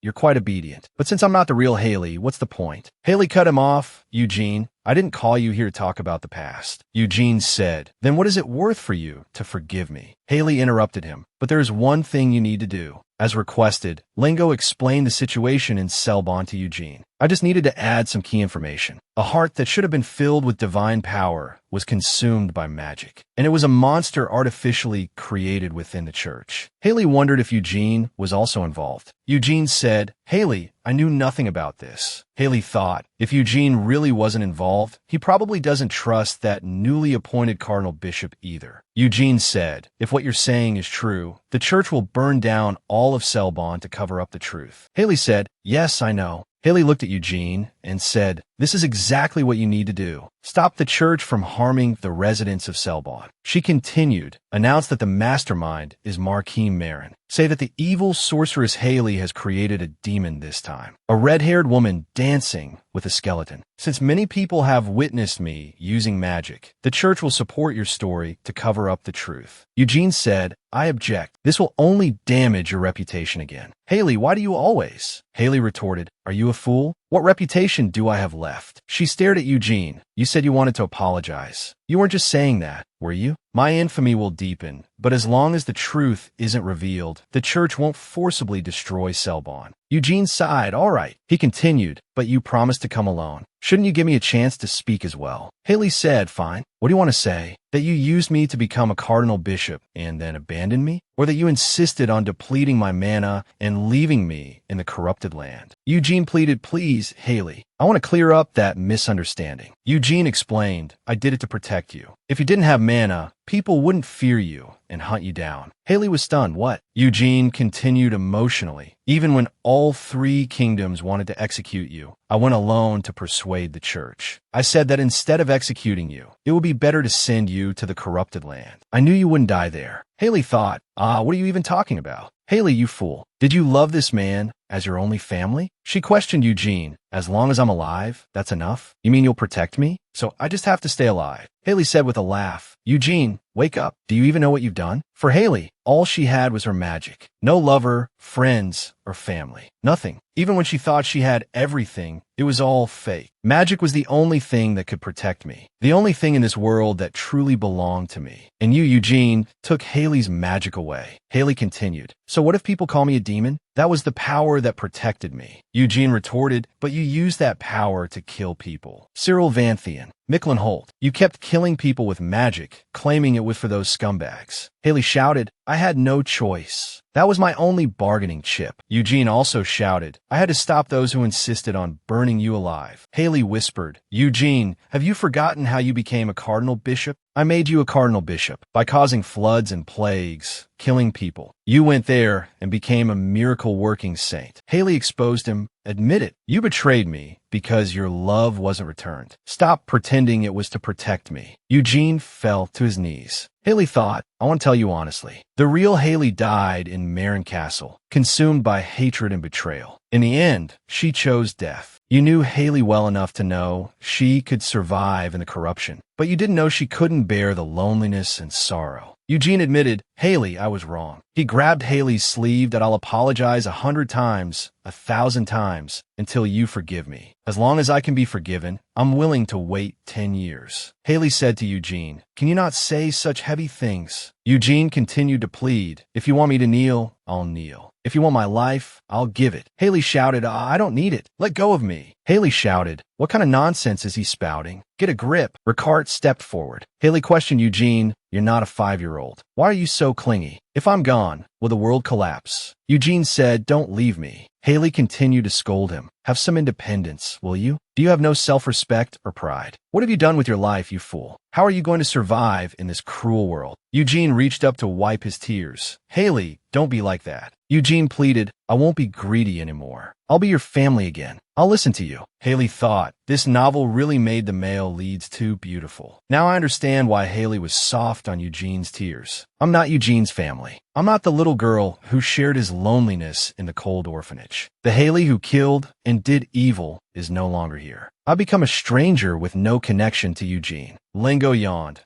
When will this disgusting drama end? Haley said to Eugene, all right, I don't hate you. I don't really resent you, so don't worry. Eugene asked, what do you mean? Don't worry about it. How can I not worry? Haley comforted him. Don't worry. You'll soon experience the love of the century. Eugene was puzzled. What? Haley continued, among the 3 male leads, you're the least bad. So I'm telling you, you'll become a woman's 3rd husband. Eugene looked confused. Haley added, you'll suffer from jealousy, but accept it. That's your destiny. Ricard interrupted impatiently. Stop spouting nonsense. Although Eugene seemed to have trouble accepting my revelation, he accepted my initial proposal. Eugene said, I'll stay in Selbon for a while. Come find me anytime you need something. Haley looked at Eugene and said, although the Paladin Order is gone, there are still limitations. I'll make sure no more heretic trials happen here. All right, I trust you. Eugene reminded her. However, those loggers shouldn't stay in the village. Many people know they were corrupted. If rumors spread that you purified and are harboring the corrupted, the church will tighten its net to hunt you down. Haley said, that's fine, but the loggers will be captured again. Eugene replied, probably. Haley decided, then I'll take them with me. Eugene smiled. Marin Castle seems like a livable place. Haley smiled back at him. Maybe it is now. At least it's better than the outside. Marin Castle, a place without freedom, where food was scarce and necessities lacking. This was the only refuge for those abandoned by the world. No one in their right mind would choose to live here. There were fugitives, the falsely accused, heretical elf slayers, and a few others. By rights, no one should be here. A voice called out, hey everyone. A young woman approached. They said cheerfully, the cleaning is done. The clothes are all hung out to dry. It was quick since you don't have many clothes, my lady. The young woman added, but the kitchen work looks like it'll take a while. Madam, can we help? The Marchioness gladly accepted. That would be a great help. The military rations are enough for 2.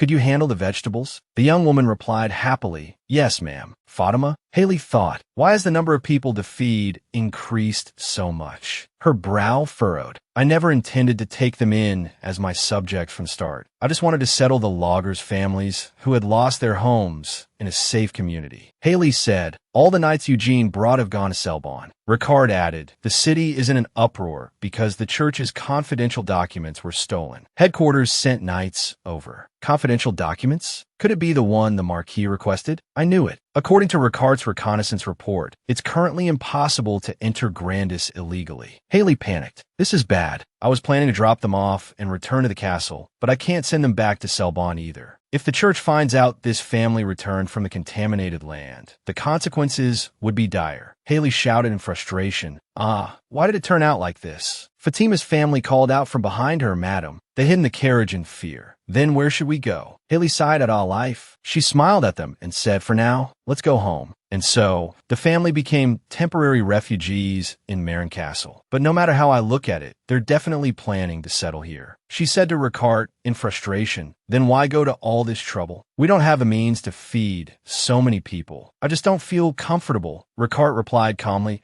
so what? We should accept it with gratitude. Just as you extended a helping hand, they just want to return the kindness. Haley looked at him in surprise, that it's rare for you to say something so human. She thought, actually, I know that too. I'm so glad you're all right. I've been so worried since the church took you away. Thanks to the former lord taking care of me, I've been doing well. Madam, are you too thin? The young woman sighed. With my husband like that, I couldn't even eat. Fatima said firmly, we owe the madam our lives. We can't keep relying on others. All right, let's help out. Let's start with the laundry. Is there a well or a stream here? Fatima said, then can you help me prepare the pickled foods? The woman said, leave it to me. Haley thought, I know they're grateful, and I don't expect anything in return. But hearing them say these reasonable things still annoys me. Ricard, at least you shouldn't be like this. I thought you were just as bad at handling people as I am. Meanwhile, an elf was skillfully coaxing the humans. Kikyo feigned ignorance. I know nothing about farming. Human bread crops are hard to grow. A woman said to Kikyo, it's amazing that you can grow such healthy strawberries in this barren land. Kikyo asked happily, really? Am I that good? The woman smiled and replied, of course, it's really amazing. This land isn't suitable for farming. The sand-to-soil ratio is high here, and it's hard to irrigate over there. Why don't we cultivate a field outside the castle walls? You have seeds, right, elf? Let's plant them together. I'll do my best to help. And just like that, the suddenly increased number of helpers spread to every corner of Marin Castle. The newly cultivated fields took root in the fertile soil. Marin Castle, abandoned for 100 years, began to become orderly. Haley thought, all right, I admit they can bring positive changes to this impoverished castle. But what about them? Is this really a place where a young person and some families with children can settle down? In my isolated castle, I can't guarantee their future. Haley saw the men fixing a window and asked, what are you doing here?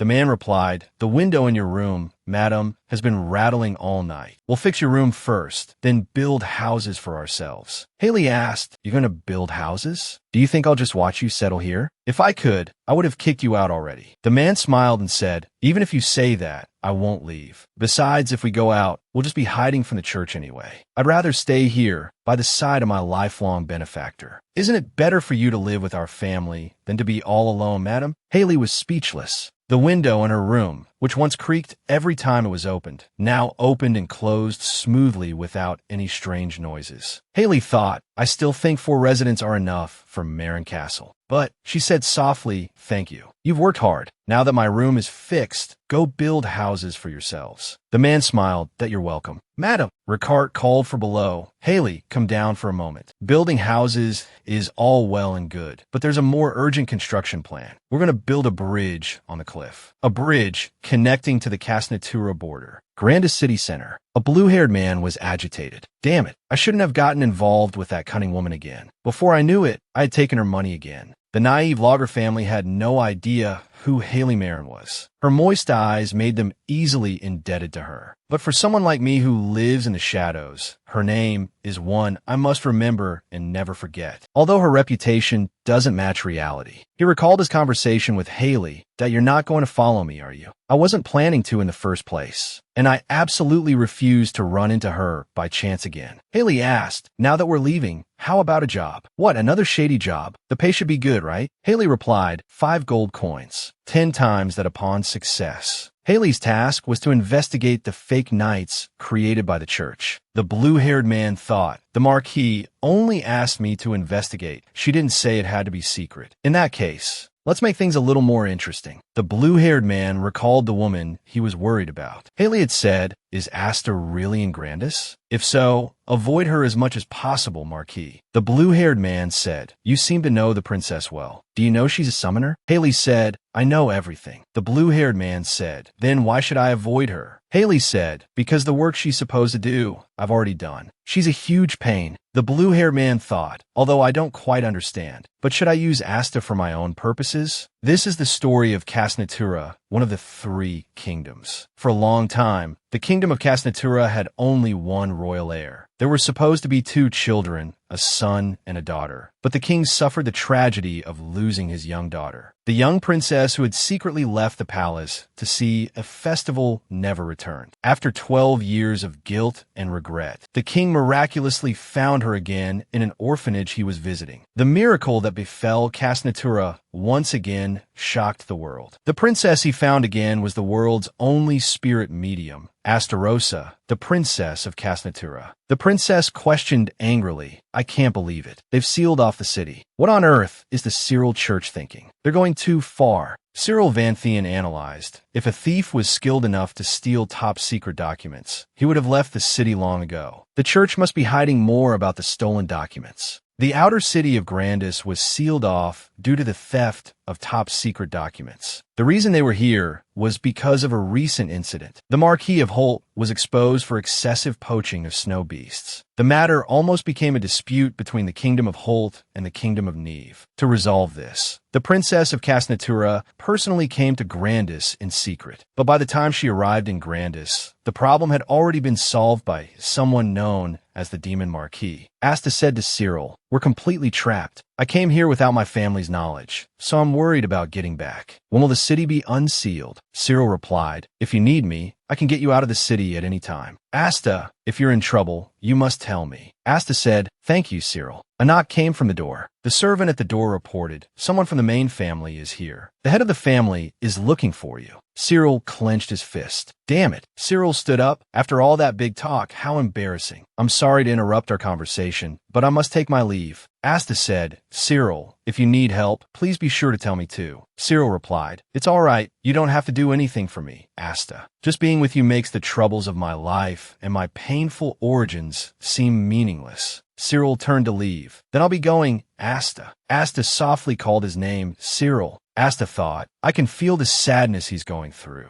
Cyril must have a lot of troubles with his origins too. Until recently, I was no different from him. The label of an orphan seemed like it would follow me for life. I had to endure it all alone, without a warm family like others. But now, everything has changed, because I found my precious family and grateful friends again. They made me forget the difficult times. So I decided not to be trapped in the cave of my heart anymore, not to dwell on tragedy. Because the world I once thought was cold and terrifying turned out to be so warm and beautiful after I stepped out of the cave. A voice shouted in the dining hall, Madam, I saved a good seat for you over here. Micklin said to Asta, it's a bit noisy in the dining hall. How about we eat outside? Asta replied, it's fine, it's not that noisy. Micklin said, no, it's not that. Asta was startled by a commotion. People in the dining hall were gossiping. How could a black turkey do that on luck alone? The young heir of the Van Thien family is definitely the real deal. He was an illegitimate son his whole life, yet he snatched the heir's position in an instant. He used a woman to destroy the Duke of Winter's family, and later framed that woman as a villain and sent her to the gallows. To be able to lead such a terrifying woman must be good luck. A man said, I had the honor of seeing the young master from afar once. He really has a face that could make young women swoon.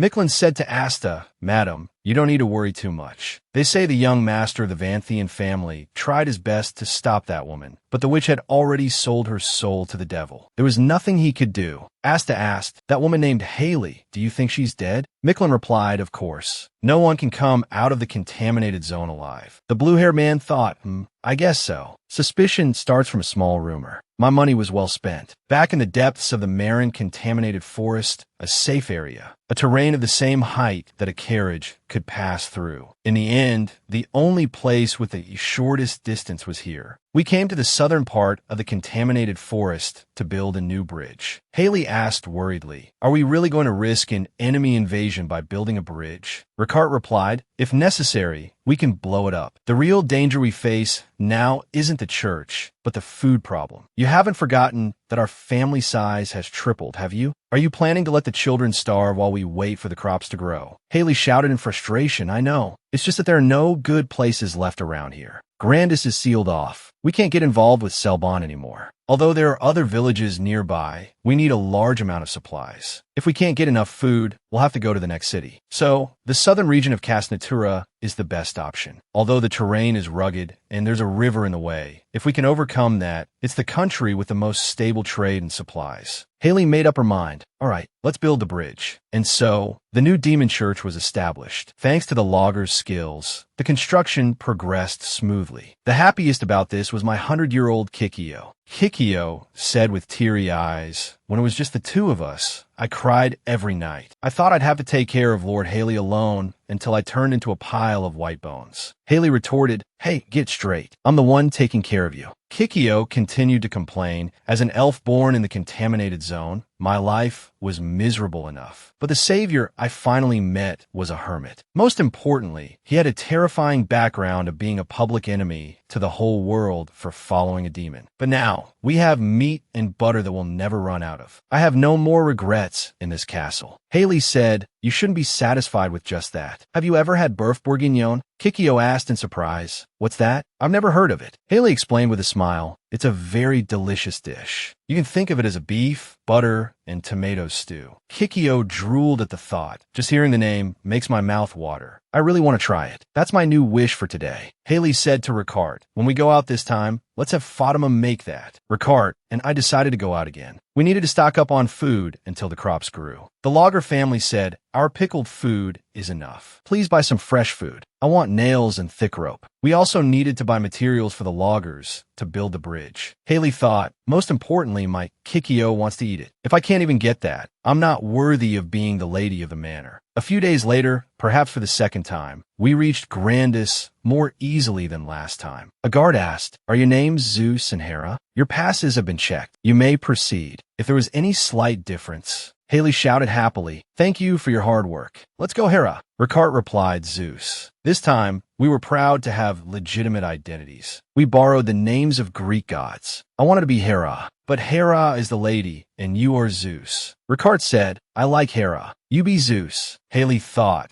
when forging the identity documents, Ricard was so stubborn that he made the portraits look strange. Haley said, let's split up. I'm not confident in picking out ingredients, so I'll go to the general store. Ricard said, are you saying you'll get the nails and rope by yourself? Haley said to Ricard, let's just go together. That was when the accident happened. A fierce gust of wind blew past. In the peaceful city of Grandis, a giant white bird appeared. The bird looked very familiar, just like the one on the cover of the original novel. The forest bird, Ventus. Haley thought, oh no, that bird is here. That meant the female protagonist was here too. She had light pink hair and a beautiful face. Before I read Haley's side story, she was my favorite character. Astarasa Casnatura. Haley had a premonition, and she was really here. Panicked, she grabbed Rico RT and more main characters. Please. Ricard asked, what are you doing? Geez, why did you move? Haley rambled incoherently. Hey, some people are really nice, but they're only harmful to me. If that person was walking right in front of you, what would you do? Ricard asked in confusion, what are you suddenly talking about? Haley hurriedly explained,